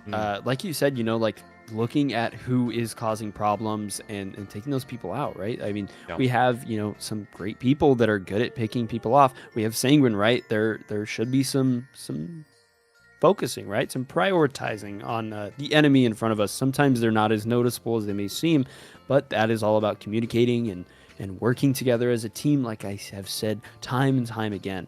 But it looks like we are going into our next match very soon, and it is on one of my favorite maps, Nozomi Citadel. Ooh, back on Citadel. The newest map, again, just recently added to the game for Powershift. It's going to be very exciting to spectate and watch on. We'll have to see what happens here in what could be the very final match, Cody. This could be it. Yep. Yeah, that is very scary to even hear. I mean, the fact that, the Kingfish have just had this relentless onslaught in this series. I mean, they are now at game point, and like you said, they could win it here. I mean, it is a $500, wonderful cash prize. It could change your week. It could change your day. It could change a couple things. But what I want to see change is the shock and awes approach. So maybe we will see that as we load into this game. We'll have to see what happens right now. I mean, for the shock and awe, looks like Akazo is the only heavy right now. Bit of a change-up. We saw we have Meowthum on light, so we might see something interesting there. Maybe he's pulling out the double barrel as well. And, he's getting 1v1 busy. We'll see. We'll see what happens right now. I will say, I'm looking. He is also running the double barrel, so we're gonna have some battles. This is gonna be great. Let's click over right away. This is good. To Busy. Yeah. Still on. Oh, it immediately gets picked by T-Bills. Down goes Meowthum. No way. Busy, though, on the plat contesting it. The fire, gotta be careful as a light. Fire is your absolute worst enemy. You can get toasted very rapidly. Sanguine also gets toasted, unfortunately. A nullifier goes out from Busy, staying alive. Oh, but Akazo manages to take out Busy right before his own ends. Yeah, we've talked about it a bit before, but we see the shock and awe kind of splitting up a lot, right? This is not the team that I once saw. We see the nullifier go out onto Stooge. Meowthum is running it as well. I think he did an exact loadout copy, but it's not enough. Stooge gets Meowthum down, and now they're vanished on the box. Do you notice Variant on the M26 Matter as well?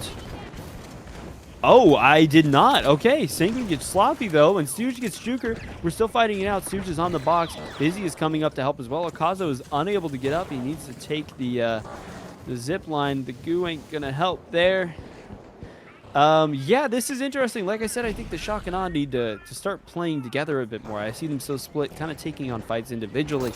And wait, dual blades from Meowthum! Playing together. Dual blades from Meowthum! What are we doing? What is happening in this matchup right now? What are we doing? These are some crazy weapon picks. I mean, actually, dual blades, if there was a minigun in the lobby, that would be a perfect counter. Because the dual blades, you just block all those bullets, redeflect them back. But, oh my gosh, I mean, it's just complete chaos right now. Juker taken out, Varian with that M26 Matter still. The dome gets deployed. I think they're hunting for maybe a last-second kill. Maybe there's someone else around, but I don't know. That platform is just sitting idly by for anybody to claim. Yeah, I mean, I'll touch on it again, but the shock and awe need to play together. The Kingfish are just a unit, and they continue to be unchanged by whatever the Shock and Awe do. So they just need to group up. I mean, they're changing things. That's great. And Sangu gets the mind kill on Varian. What are we doing? Meowfum gets the pick on Stooge. T-Mills gets the pick on Akazo. There's 2 left up on the Kingfish. T-Mills and Busy. Are they able to stay alive, or will they get the wipe? We're unsure. T-Mills the nullify! pick, and Juker gets the... But what are we doing? Hold on. No! Get out of there. Oh, T-Mills with a shot! What is going on? What is that? There's no way! Hey, we said we wanted some swaps. We're seeing some swaps. Grazib on the double barrel. We're Mine's seeing being deployed. way too many swaps. I can't keep up. I love it, though. This is exactly what I wanted. What an amazing final round, potentially. I would love to see this go to match point, though. And we could have that happen as the Shock and Awe have brought it back to the halfway point. In fact, they're in the lead right now by the slimmest little margin. Yeah, I think we're just watching TDM, and the platform's just there to help move people along. Sangu gets the melee on Varian. Again, Varian running the M26 Matter is crazy, but the Kingfish have just T-Mills and Stooge until the rest coin. It looks like they have. T-Mills is pretty low, so we want to make sure that he doesn't die here. Oh, the slicer! Oh yeah, Busy gosh. gets a pick on Meowfum. Grazib. Wait, Grazib's Slothy! also on DB now? Yes! How many people are on DB? Slothy pulled out the flamethrower as well.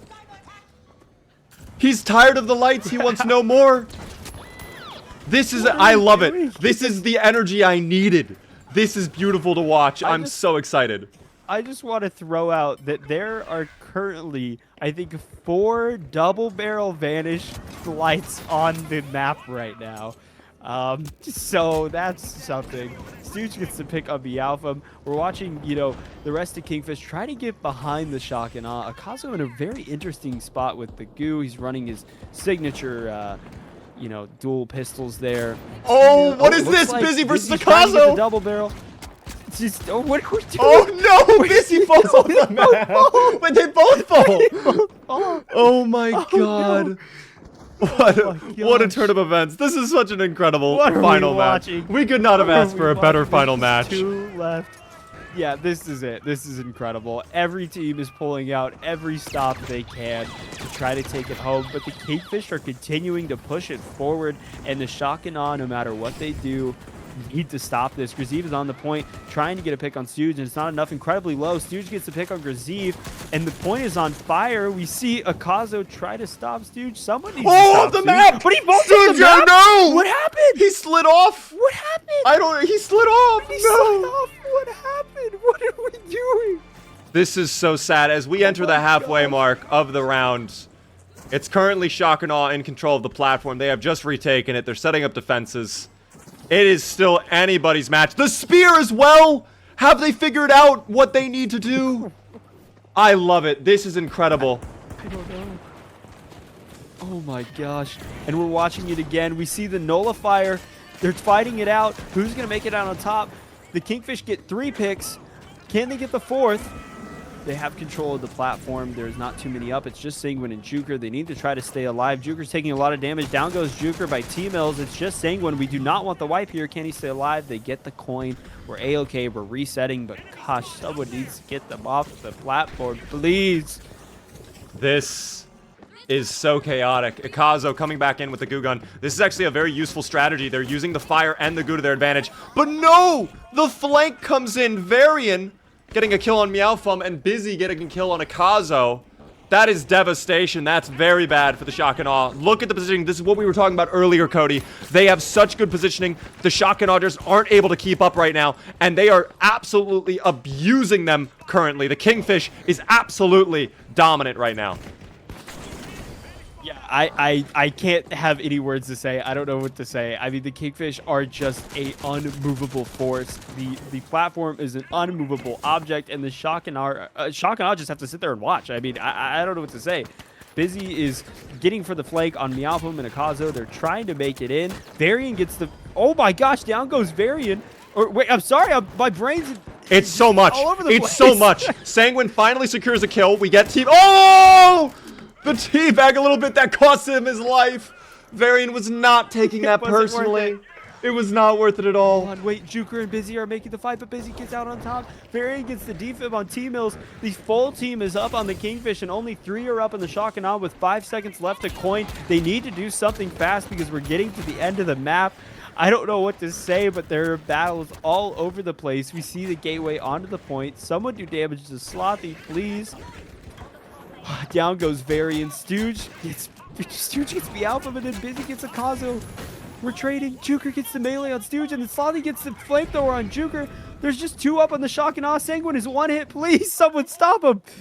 This is devastation. If I were on the if I were on the Shock and Awe right now, I'd be calling for a full regroup, one final push, find an angle you like, and just make your push there. Don't even show yourself until you're ready, because right now they just keep staying staggered, and this is going to cost them in the end. Graziv is about to go down too, Busy with the gateway, going back up to the plat, finding a little ratty angle to hold.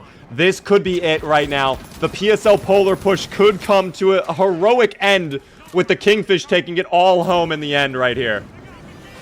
Fighting on the box.